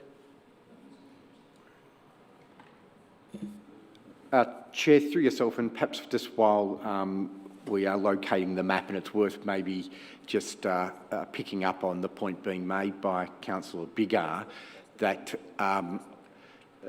the request made of council by residents in reviewing Wattle Road was to look at and review all of Wattle Road to see whether a heritage overlay of the entire Wattle Road could be or should be put in place and could be justified. And what the further heritage review by GML did was conclude that a heritage overlay for all of Wattle Road wasn't supported, but there were individual properties that could be supported for individual significance and 2 small precincts that could also be supported. And they're shown on the map now before you. If, through you, Chair, if I can just, I've seen that plan that was passed out tonight. What I was looking for were those 2 small precincts, and there seems to be quite a number more than 2 precincts there. And on Mr. Butler's diagram, we had precincts circled and the houses that were significant and contributory all clearly shown. I think my question is, do we have the equivalent for what is now being proposed to be sent forward to the Minister? So, through you, Chair, essentially all of the properties not in precincts are individually significant, so there's no specific gradings attributed to individual properties. And in the case of the 2 precincts, all of the properties in them are nominated as contributory. There are no non-contributory and there are no individually significant within the precincts. The maps of the 2 precincts showing that are within the citations, which are a part of the heritage study. There's no single sheet that shows all this information. So if I could ask, where are the 2 small overlay areas on that diagram? You were saying there was 2 areas proposed that were worth considering. That one? So yeah, HO990 and HO991. Through you, Chair, I think it would be greatly helpful for both councillors and those interested parties in our community to have that clearly set out in the diagram, plus to have all the contributory properties and all the significant properties clearly shown on a diagram, so we know what we're dealing with without combing through an excellent report, but very long. Thank you. Noted.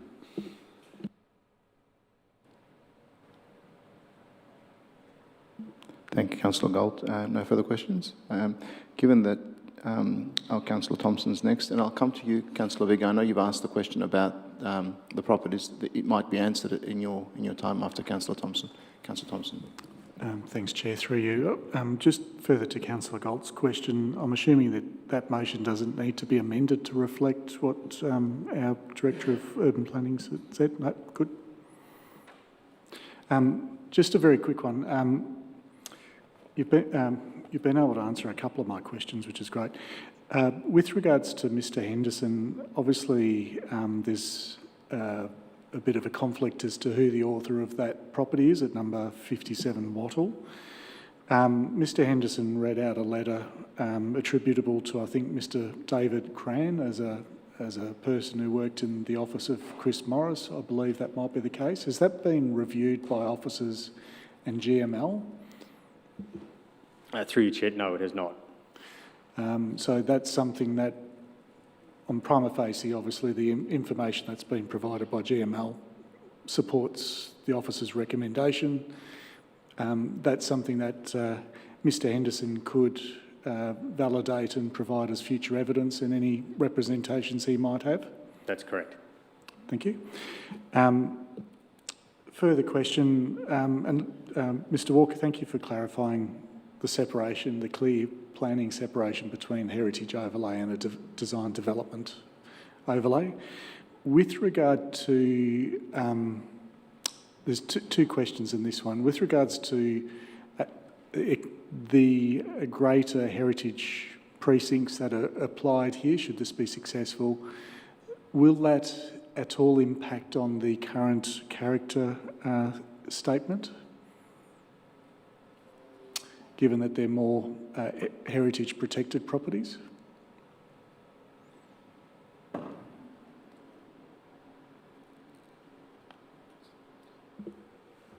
Again, through yourself, Chair, I don't believe that there will be any direct change or impact on the character statements, that they correctly reflect the character of the area, whether it's heritage or not, sitting underneath that character, that they certainly reflect the character of the area and the expectations for development outcomes that help guide future character. Yep. And I guess to ameliorate some concerns, obviously the state government's got like BADs and some other statutory type documents for providing good design in terms of relevant new developments. That's just a statement. But with regards to heritage, by virtue of, say, this being adopted tonight, it does have a design impact on the peripheral properties. So there is some protection given to future developments of properties that are not protected within the heritage overlay by virtue of them being adjacent to them. Is that correct? Again, through yourself, Chair, that would be correct where there is a permit trigger and the broader impact on heritage properties does need to come into the broader considerations for those applications. And that relates to setback, size, transition, those elements that actually affect the amenity of or the significance of that heritage value. They're the impacts on the heritage value of the property. Yep. Thank you. Thank you, Chair. The rest has been answered, so thank you. Thank you, Councillor Thompson. The next, Councillor Bigger, followed by Councillor Adders. Yes, thank you, Chair. So just to follow up, actually, on Councillor Thompson's question to clarify, in that case, it related to Mr. Henderson, 57 Wall Road, but there will be, I mean, that is one example, I guess, of what my question was going to be, which is where residents or submitters are raising concerns or differences of detail, there will be future opportunity to clarify those, meaning I think it's worth explaining maybe, and I guess I just wanted that clarified. Through you, Mr. Chair. Yes, that's correct, Councillor. There is, as a result, in the event that the UPDC tonight decides to seek authorisation and the state government grants authorisation, Council will then be required to carry out public exhibition of that amendment. And as part of that, anyone can put in evidence for or against or in support or in opposition to the recommendations. And Council has a statutory obligation to receive and consider every submission received, and to, in the event that Council is not willing to change the recommendation to satisfy that submission, and that submission must be forwarded to a planning panel for consideration by a panel of experts and tested through the planning panel process. Great, thank you. Several submitters referenced alluded to the idea that this was a unique or in some ways a substandard process that's been taken on Wattle Road. And I just wanted, I suppose, some clarification from officers about whether or not the process that has been taken over the last 2.5 years has differed from a process that we would normally take under these circumstances. Thanks, Chair. Happy to maybe just touch on that. The consultation process that has been undertaken in regard to this proposal is consistent with the consultation process for all other heritage matters. It's not a formal statutory process, it's an informal process to help guide and gather information and reflect community knowledge and views and understanding in relation to what's been put forward and what's been brought together in terms of the heritage recommendations and proposals. It is only now that you're receiving that consultation feedback to decide on whether you commence a formal statutory process. And this is consistent with the practice of this council for all heritage matters of this type. It is not one that the council is obliged to do. by the Planning and Environment Act. In fact, the point that you're at this evening to commence the process and seek authorisation is what the Planning and Environment Act dictates. So the process that this council goes through is much more thorough in terms of engaging with the community and understanding the community views. It is a proper and appropriate process, but certainly one that this council goes the extra effort to undertake. Thank you. And Chair, I just have one final question. Oh yes, so one resident suggested that 75% of submitters were opposed. Now I just wanted, I don't think you've used terms like that, but I suppose what officers did have in the on the initial page of the report was, for me, somewhat confusing. The terms we used about who was supporting and who was opposed. Could we just have clarification about that, please? Yes, through you, Chair. Yes, the report says 95 submissions requesting changes and 29 supporting. The reason we chose that terminology is that is the terminology used in the planning scheme. If a submission seeks changes to the recommendation, then that's what council needs to consider. So the 95 submissions cover a broad range of topics, ranging from this entire study should not have been commenced through to there should be a precinct over the entire street. All of those are changes to the recommendation. They don't support they did not support what was being put forward by council, but they did not all oppose in the same manner, so they weren't just bundled together as opposing submissions. I see. So when you say 29 submissions supporting, you're saying 29 people were happy, fully satisfied, didn't want more, didn't want less. They were just happy. That's Tick. correct. Okay, that's very helpful, I think, for all of us. Thank you. Thank you, Councillor Vigo, with clarifying questions. Councillor Addis, followed by Councillor Hollingsworth. Thanks, Chair. Two questions. Can you please clarify that if people have made changes to houses, which, they'll come in here and say that effectively makes it not worthy of protection, that at some level the heritage assessor, the experts, take that into account and understand that that's the case, but they think it's still worthy of, yep. Yeah, through you, Chair. That is broadly correct, Councillor. In the event that a property has been modified, where that is obvious, then the assessment will take that into account and reflect that in the citation. In other cases where modifications maybe aren't as apparent and they are brought up through the consultation or the exhibition process and can be substantiated, they will be then reassessed, and if the heritage consultant is still satisfied that that change doesn't fatally undermine the heritage significance of the property, then the citation can be updated to reflect those changes. In cases where those changes do detrimentally impact the heritage significance, then it is not uncommon to get a recommendation that that property no longer be recommended for heritage protection. Thank you. And just one other question. A couple of people mentioned the fact that the GML heritage assessment contradicts the earlier Lovell Chen, that they've come to different conclusions. How do we test the, I don't know, that we should note the more recent one rather than the previous one? At what point do people become reassured that in fact the current recommendation is the one that we should be following? Through you, Chair.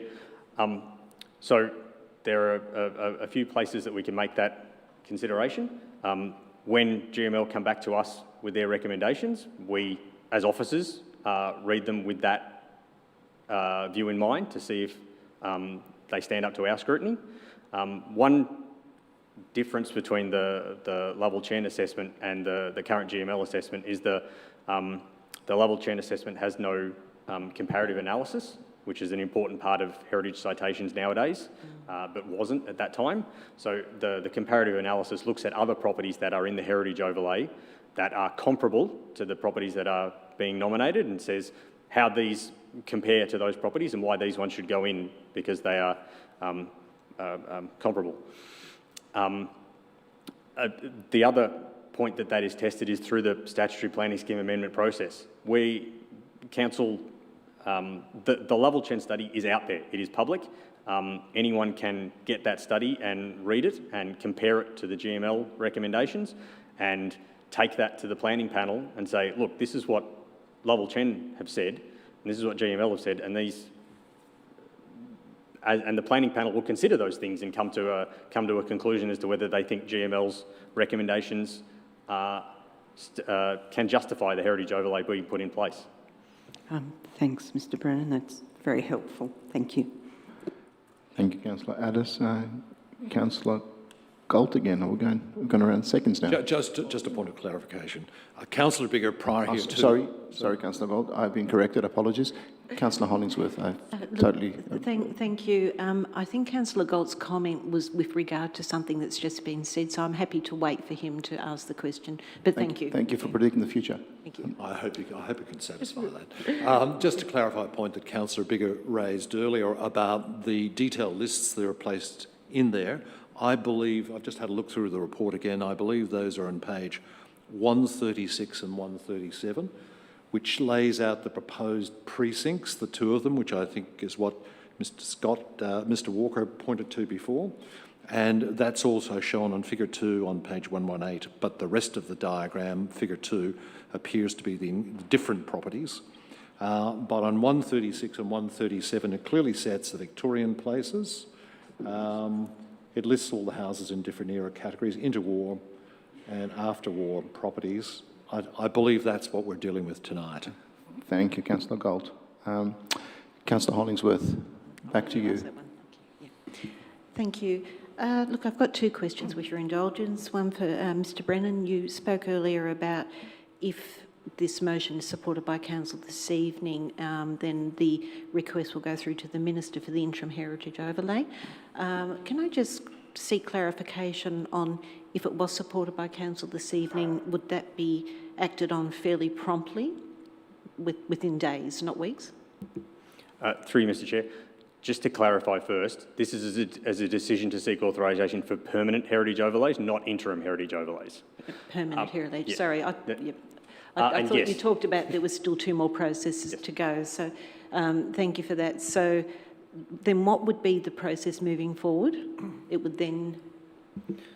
So the next step in the process is a consideration by the Minister for Planning and Officers of State Planning Services, and they will determine whether or not to grant authorisation to Council to prepare and exhibit a planning scheme amendment. Right. They have 10 days to make that determination, within which time they either need to grant authorisation or let us know they need more time to consider it. Thank you for that.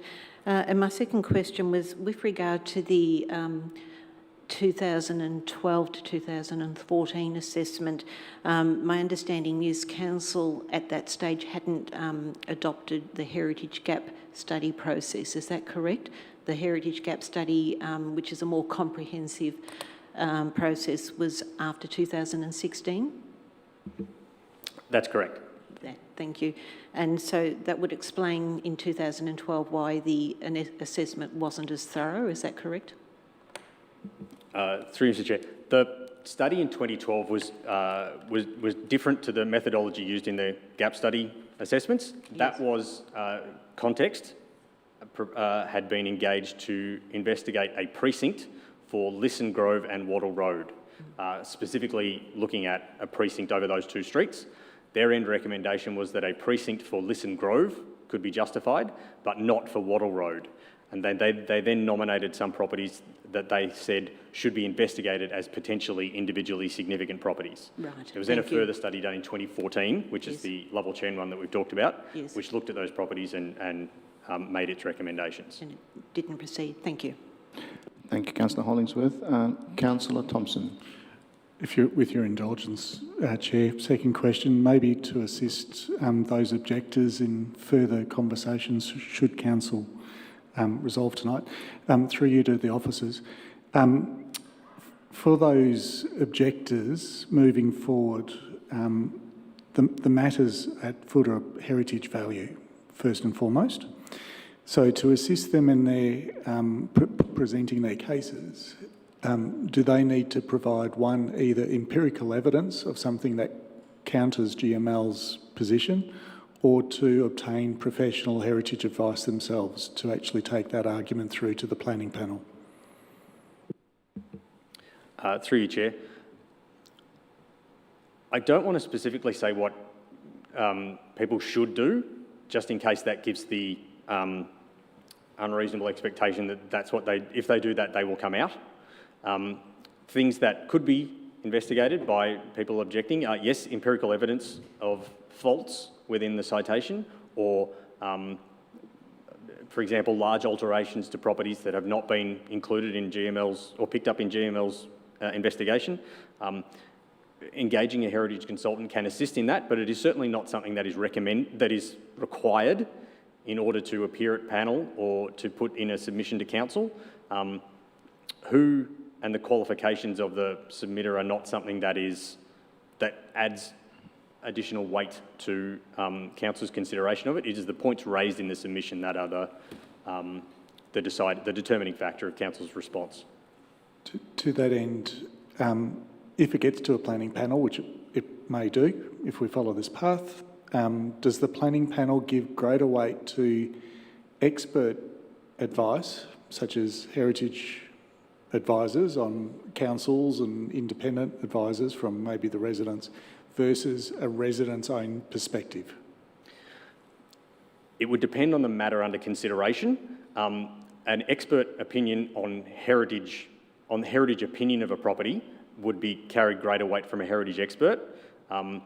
Empirical evidence about a property, knowledge of the property, like I know what happened here, I was living here when it happened, is taken into great consideration by the panel. Thank you. Councillor Vega. Yes, sorry. At the risk of being a bit of a pedant about this, I just am a little bit concerned. I agree with Councillor Galt about when he was directing people to page 136 and 137, though I do believe, and I just wanted to clarify this with officers, that possibly 2 of the properties on that list were later not recommended by GML, I believe. Is that correct? Number 1 New Street and 7 Burton Avenue. I thought, though my memory could... Again, I do think that the picture that we showed up there was probably the safest bet, and maybe we want to just leave it in that and say it for now. And can I also clarify that all residents or all owners of properties that are under consideration for heritage overlay, either within a precinct or as an individually significant, would have been contacted by us to that end? So through you, Chair, I'll answer them in turn. The first point about the list on page 136. So this is the list of all properties that had citations prepared. 3 of those properties are not recommended to go into the heritage overlay. That is number 1 New Street and number 7 Burton Avenue, as you said, and also number 42 Wattle Road. Secondly, yes, as part of the preliminary consultation, we wrote to all owners and occupiers in the entire street, which was the study area, as well as adjoining properties. So that would have been many of the properties in Manningham Road and Lisson Grove, as well as all of the side streets.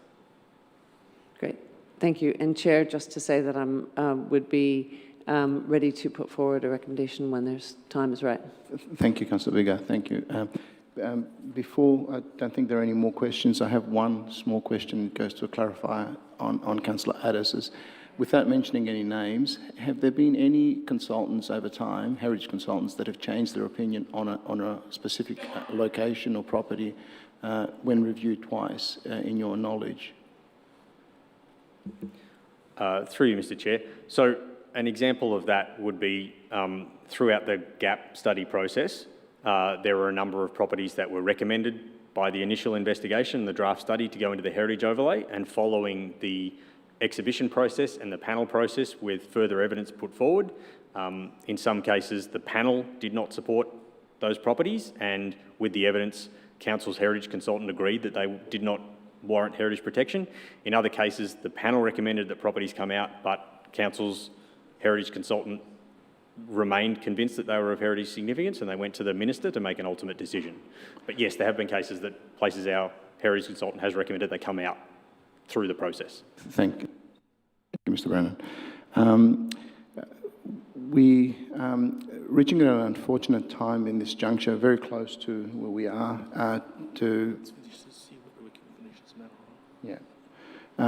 so I will seek Councillor Vigor to move the motion that she has recommended, but if we run out of time, I would need to adjourn this meeting and do some technical matters so that we can actually continue the meeting to the end. So, Councillor Vigor, would you like to move your motion now? I would like to move the officer's recommendation as on the screen, although I don't think the whole recommendation is showing on the screen, so we may want... Is it? No, the whole thing is there. Okay, thank you so much. Thank you, Councillor Vigor. Now, do we have a seconder? Councillor Hollingsworth. Very happy to second, thank you. Thank you, Councillor Hollingsworth. Is there any opposition for the benefit of the mover and the seconder? There been no opposition. Councillor Vigor, would you like to speak to your motion? I would indeed, thank you. So we've had quite, as we heard tonight, we've had quite a lot of response to this preliminary consultation, and with differing views and opinions. I want to thank the residents, first of all, for their involvement in both making written submissions and also coming tonight and speaking to us. It's difficult to do that. It's difficult to come in front of this table. I very much appreciate that. And I also want to thank the officers for their work on this issue, which has been grumbling along for several years now and has taken quite a lot of time and effort, so thank you. As some submitters had mentioned tonight, Wattle Road has a unique place in Berndarra. In fact, I don't know if others picked up from the report, granted it's a long report, but that Wattle Road, when it was Weinberg Road, was believed to be the first officially named road in Hawthorne. So there is quite a lot of history there.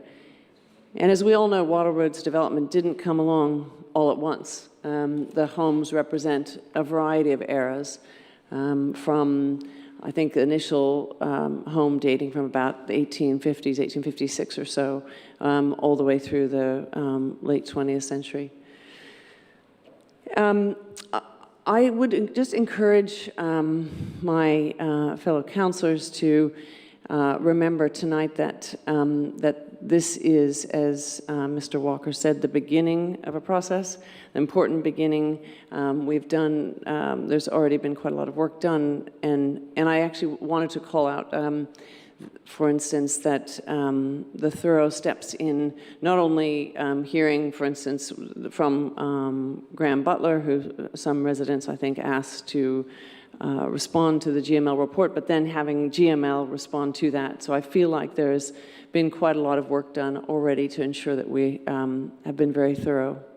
I appreciate Mr. Walker's clarification around the design development overlay, which is an important tool, but it is not in any way the tool that we're thinking about or looking at tonight. Heritage overlay is about protecting heritage. It is not about preventing development, and I think it's really important that we don't conflate those issues, but I don't think my fellow councillors would be doing so. What we're trying to do here tonight is to retain the character and the history and the heritage of homes and neighbourhoods that are community values. Our community has continued to tell us that this is important to them.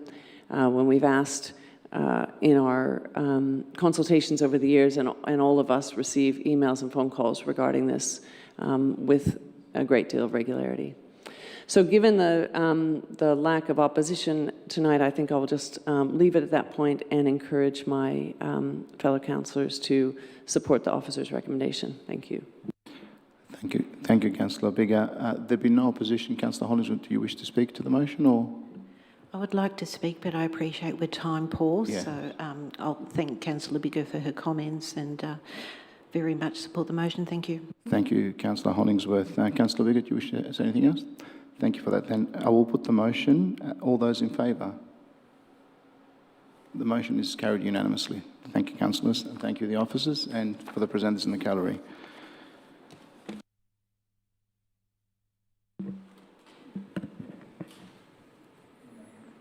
We now move to item 3.2, modernising sign requirements, discussion paper. Mr. Cowan, please proceed. Thank you, and through you, Chair. The Department of Transport and Planning proposes 8 changes to signage requirements in Clause 52.05 of all planning schemes and is seeking feedback on the proposed changes by 5th of October 2023. This report outlines the changes and the proposed response from Boroondara Council. Clause 52.07 manages the visual amenity and road impacts of signs.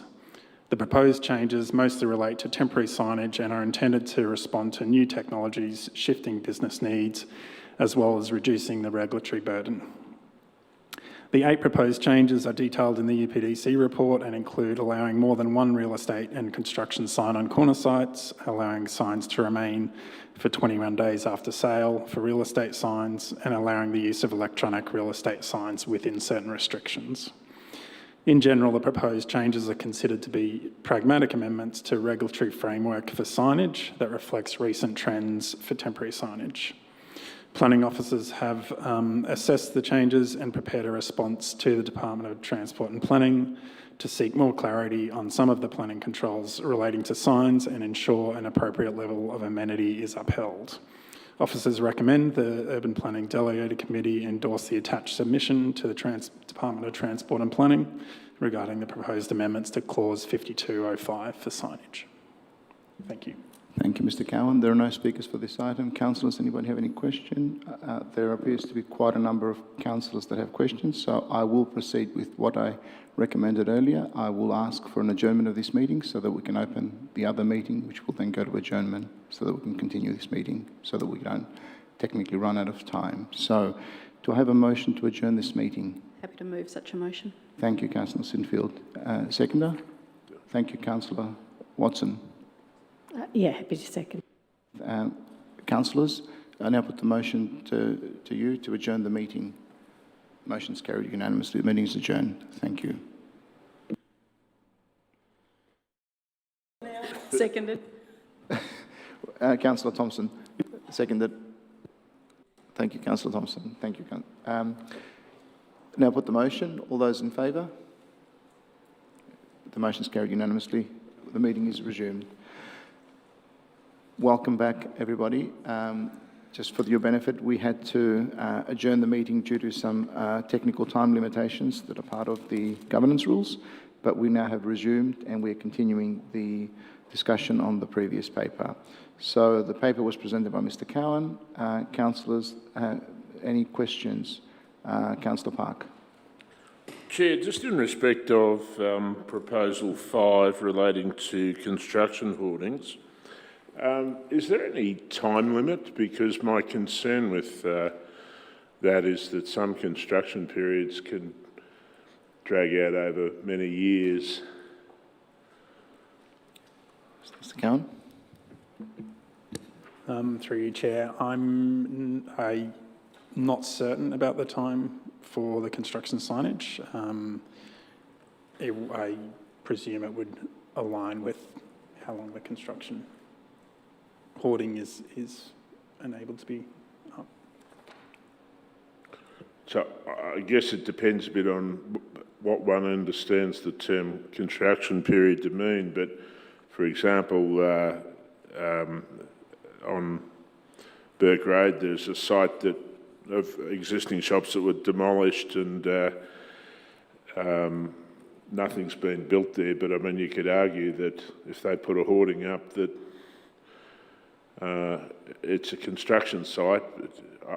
It just seems to me that there needs to be some time limit there as part of any recommendation, because of course, unlike for sales real estate signs and that, where there's typically a period, even if it stretches over months, this could be vastly longer.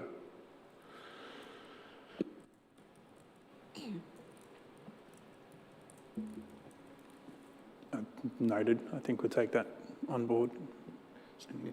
Is this something we can do? No need to come back to the committee? We could include that in our submission. Yep. Thank you. Just through yourself, Chair, just to clarify, in the draft submission, we are already asking for further clarification of the timing for display of signs and the period at which construction actually commences in. So that's something that we already have in the draft submission, but we will certainly clarify that further and provide further questioning of that particular issue. Councillor Watson, followed by Councillor Addis. Yes, thank you, Chair. My questions relate to Proposal 5, which says allow 25% of the area of construction hoarding. So I'm guessing what I'm looking for is, do we have any guidelines about what that might mean, other than just 25% go out with your tape measure and given that a construction site will have many, many different signs relating to a variety of issues, including, and most importantly, probably safety and what it is they're going to do, is that 25% of the total, or is it 25% of the remaining space? I just don't know that it's 100% clear. And my other question is that given it mentions street frontage, what happens when you have a corner site? And you've got two street frontages. Is it 25% of both street frontages, or do you nominate just one street frontage? What if one street frontage is tiny and the other one's really big? Anyway, I've probably given you a raft of questions, but all around the same flavour.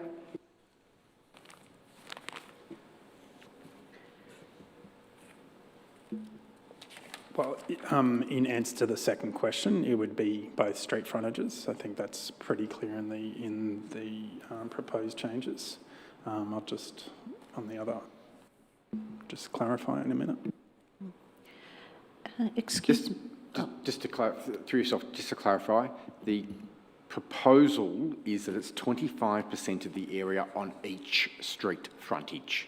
So each street frontage can only have 25% of its entire frontage with signage. So it couldn't be a measure of the two frontages added together and then apply the 25% to the busiest street, for example, and therefore take the entire frontage on that street, because, let me explain myself a little bit clearer. If it's a corner property and there's 100 metres frontage on each property, you can't add those two together to create 200 metres of frontage and then say I'll have 25% of that and therefore have 50 metres of frontage on one street and nothing on the other. It's 25% of each street. So through you, Chair, another follow-up question. So essentially what you're saying is that it's 25% on each frontage, so neighbours would have to look at duplicate signage on. There'll be double the amount of signs on a corner site because of two street frontages. Through yourself, Chair, no, it wouldn't double the amount of signage. It would still be the exact same amount of signage. It's just that it couldn't be brought together and focus on the one street. So if it was, for example, a 200-metre street frontage along one street, it's still only 25% and would still be 50 metres. So it would not be increasing the net amount of signage that could be achieved.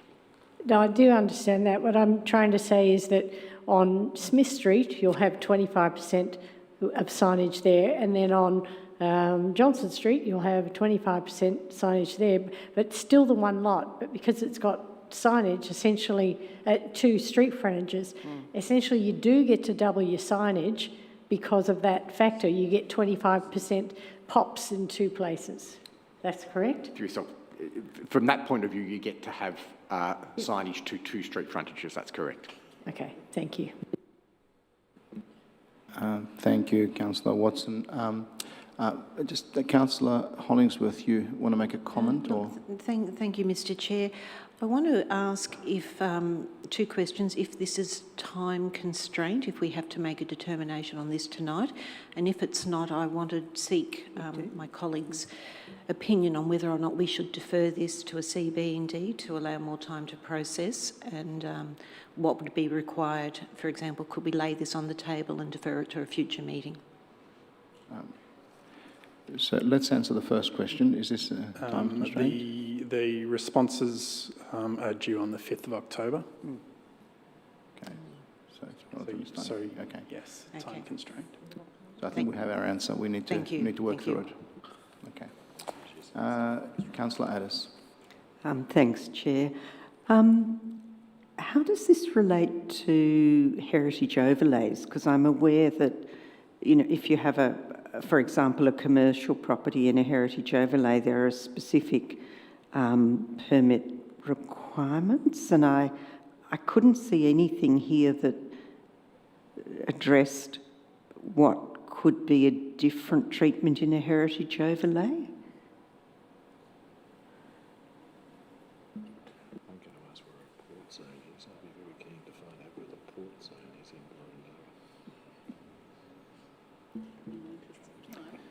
There's nothing in this that would change the requirements in a heritage overlay. The exemptions apply primarily to temporary. There's also a provision excluding the ability to introduce signage controls through a DDO, but that's separate from a heritage overlay. So this is only temporary signs? Sorry, I don't think I understood that. There's 8 different changes. Yep. 6 of those relate to temporary signage, so real estate signs, construction signs, promotion signs within an industrial zone. I guess, yeah, fair enough. Look, I guess my question still is, this won't in any way water down, hinder the process that we've had in place for permit applications when it's within a heritage overlay. Through yourself, Chair, no, this makes no difference and no change to the relationship between signage controls and the heritage overlay controls.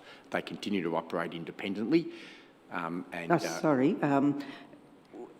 When you want a sign in a heritage overlay, you have different requirements. Yes, this makes no change Difference to those controls. Okay, thank you. Thank you, Councillor Addis. Councillor Gold, followed by Councillor Gillies. Thank you, Chair. I'd just like to refer to Proposal 3. I'm not a great fan of real estate signs being around forever and ever, and there's some issue raised in this point about, you know, what's a sale and what's a settlement. I think that, on my understanding, and I bow to those with bigger knowledge in this area, but a sale is when you sign the contract, a settlement is when the money exchanges. So, for instance, in an auction sale, there's generally no conditions you sell on the day, and therefore that sign should come down within 7 days. The only time it shouldn't is when there's some sort of condition in the contract where the contract then isn't firm, such as a cooling off period or set conditions that allows them to get out of a contract. So I would go with the 7 days. I can't understand the 21 days. Thanks for yourself, Chair. Happy to take that as a comment rather than a question, because I'm not sure there was actually a question in that. Certainly, the reference here is to a change to the sale date, not the settlement date, because Councillor Gold, you are quite correct. The settlement date could be many months, could be even 6 months after the sale date. Thank you for answering that as a question. Councillor Gillies, followed by Councillor Franco. Thank you, Chair. Proposals 2 and relates to 3 as well, where we talk about electronic real estate signs, and we talk about certain types. Does that refer to sites that are residential and commercial, i.e. any sites? That's my first question, then a follow-up if I may. Yes, it would. It would, okay. All right, so that still means then, probably relating to Councillor Galt's question, that those signs would still be allowed to stay up for potentially 21 days after whatever we define sale as on any of those sites? That's correct, yes. Oh boy. Okay, thanks. And the corner site issue was my other question, but I think that's been answered. Thank you. Thank you, Councillor Gillies. Councillor Franco, followed by Councillor Thompson. Thanks. I'm going to put forward a couple of suggestions, and I'd like your officer's opinion on my suggestions. That's the question. So, that's a question. Yes. So I'll phrase it, and I'll explain what I'm proposing. So, in relation to the electronic retail signage, I'm very concerned about the proliferation of signage, and especially electronic signage. I'm wondering if officers have not opposed outright electronic signage on the basis that you're assuming that it will be approved. And if that's the case, so that's part A of the question. If that's the case, do you have a view if we still oppose it in the submission, but also add that if it is approved, such sign should A, be limited to commercial precincts at most, and B, only be, wherever they're approved, only be allowed to advertise the property in question. And I add this, Ryder, because my mind's ticking over. I'm thinking a real estate agent may have a sign up. Under the officer's proposal here, it seems we're suggesting only move it, can change it once every 24 hours, but it doesn't say it has to be related to the property that's up, that has been for sale. It could, for example, a real estate agent might turn around and think, well, I'll advertise the other properties in the neighbourhood each day and switch them over. I don't see any prohibition in that. Would you be okay with a prohibition of that nature? Thanks, Chair. Perhaps there's a range of questions in what's been put forward, and it's perhaps worth just clarifying that the real estate signs that are being referred to here are, again, those that are being displayed without a planning permit. Now, one of the requirements of real estate signs without a planning permit is that they are on the property that is for sale and that they relate to the property that is for sale. So whilst the message may be able to change within 24 hours or every 24 hours, because that's actually the power that you get with having modern technology of electronic type signs, you get that power to make these changes easily and much more fluently, and that's what this is recognising, that there is a change in technology. The message must still meet the exemption. So it wouldn't be possible or appropriate or even lawful for a real estate agent to display other properties in the street on the sign that's in question here. So the nature of the exemption doesn't change as a result of what's put forward here. It's just recognising the change in technology from the old written signs to current modern electronic signs. And there are also changes here that are proposed around the brightness and intensity of those signs. Thank you for that explanation. I'm wondering, though, and look, maybe that's I take it that you're correct, and I accept that. But the sceptic in me is thinking that that'll be the next request from the industry to do away with that requirement. I wonder whether we should include that in this submission, that it's subject to that point being retained. And there was also the question, I had two other bits of the question, is the supportive nature of the submission premised on the assumption that it is effectively going to go through, and we may as well get some controls in there? Mr. Walker. Thanks, Chair. The nature of the supportive nature of the proposed submission from officers for Burundara Council to put forward really is around recognising some of these small anomalies, issues, gaps, and recognition of change in technology and approach to signage throughout the community. It is asking for clarification and making points around specific issues that perhaps need to be clarified and confirmed and improved in what's finally decided by the state government in this regard. But certainly the supportive nature is in recognition of these issues, and the changes that are proposed are not significant in their overall intent or outcome. Thank you.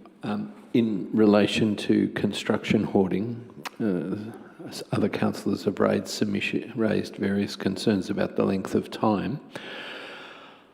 I'm wondering what officers' view might be in relation to an alternative approach. Some councils, particularly interstate, have adopted decorative hoardings policies as a requirement on significant sites.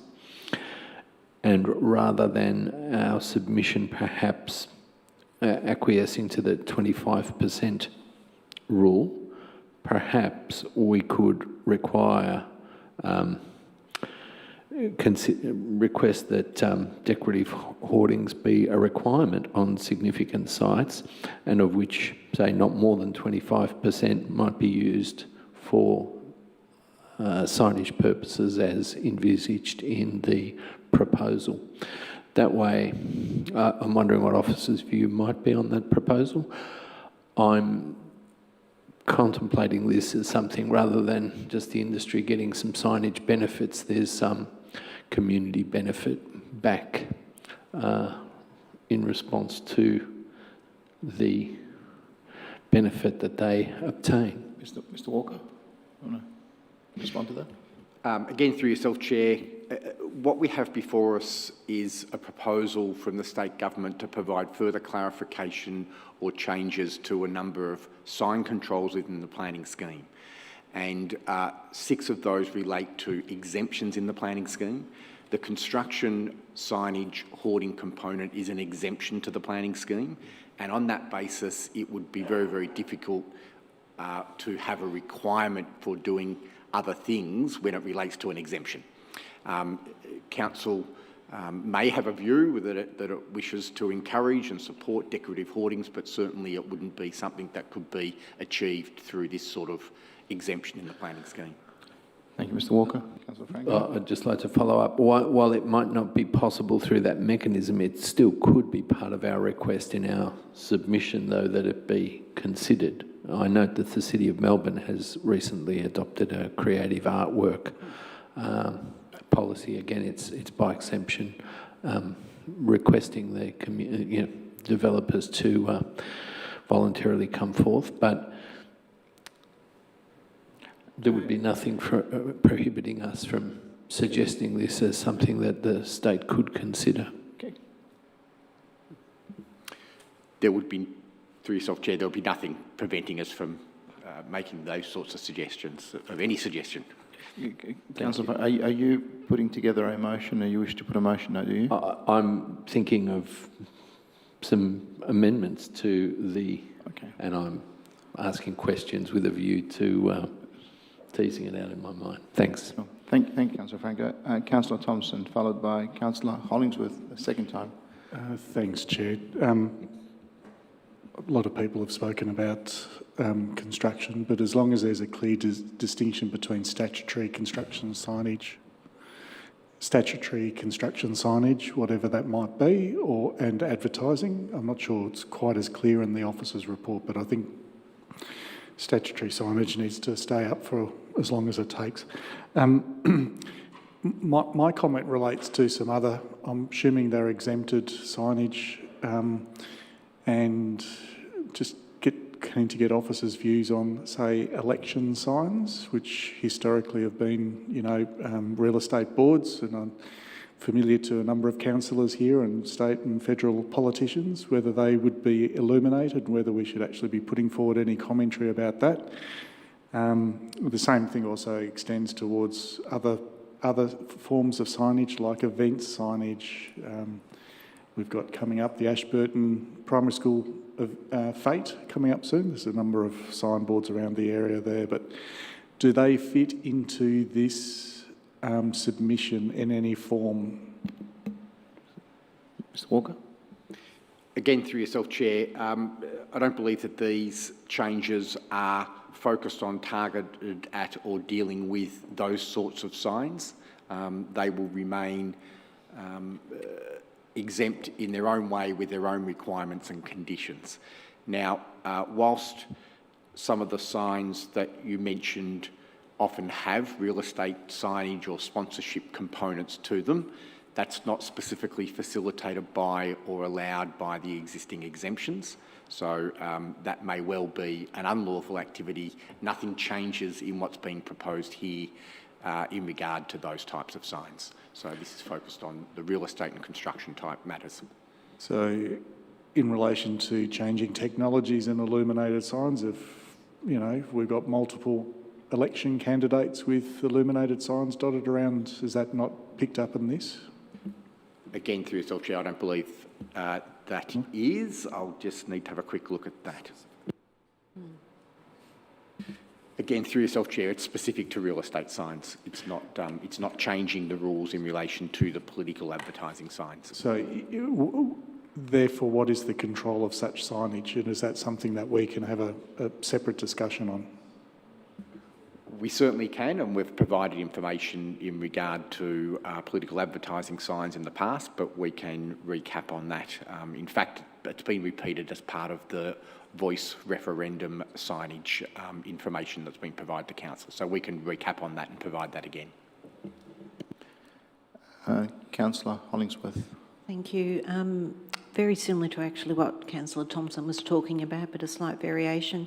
So with regard to real estate signs, obviously promotional campaigns do use real estate banners and signage for their promotion, so we need to ensure that it is real estate.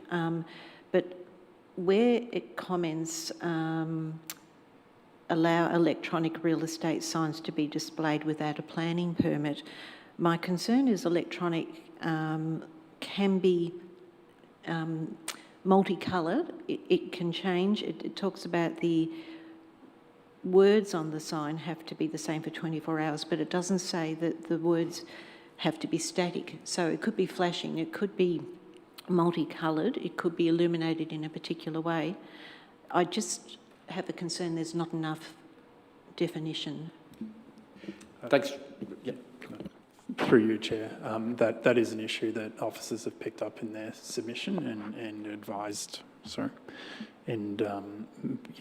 raised concerns with lack of clarity around whether the image is static or whether there's flashing lights are moving. Yeah. So that detail's in the report, is it, or it will be in your submission? It has been raised as an issue in the report that will be submitted. Included in the submission. Thank you. Councillor Sinfield. Happy to move the officer's recommendation if there is an appetite to do so. There being no further questions, you can right now. Thank you. Thank you. Second, Councillor Thompson. Happy to second. Thank you, Councillor Thompson. Any opposition to assist Councillor Sinfield? Councillor Thompson. Councillor Frank is in opposition. Councillor Sinfield, would you like to speak to your motion? I think it largely speaks for itself. It's feedback that is, I think, important to provide on behalf of our community. It's been well thought through by officers and it has a deadline of the 5th of October. So there may be other matters that could be considered supplementary to this, and officers might like to enter into those conversations outside of this chamber. But as a starting point, I think this submission should go through, and I commend the recommendation and thank the officers for their work on it. Thank you, Councillor Sinfield. Councillor Thompson, do you wish to speak as a seconder or reserve your right? I'll reserve my right. Thanks, Chair. Thank you, Councillor Thompson. Councillor Franco. Thank you. While there's much that I agree with in the submission, I think we could go much further.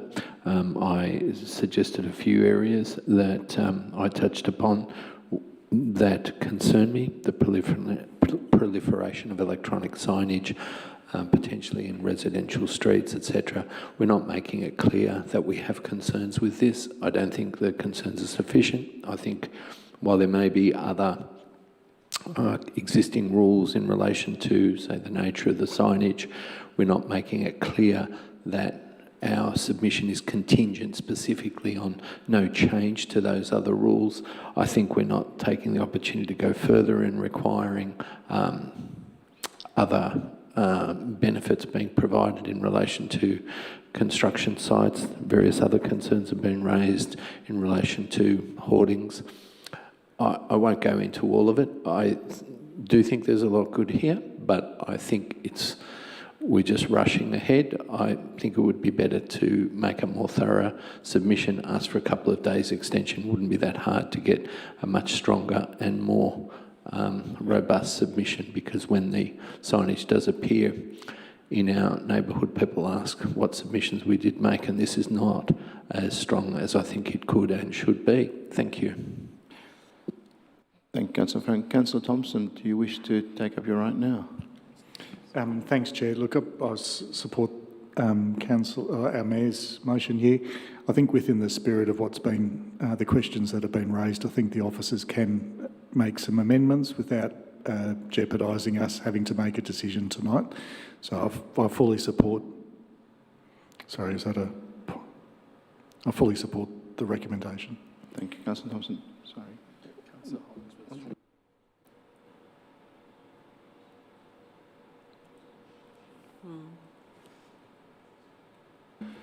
My apologies, Councillor Hollingsworth. You appeared on my screen and I didn't notice you. Do you? Thank you. I actually wanted to support what Councillor Franco said, and I'd be happy to support his motion.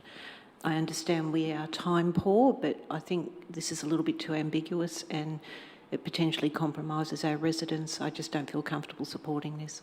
Thank you, Councillor Hollingsworth. Councillor Park.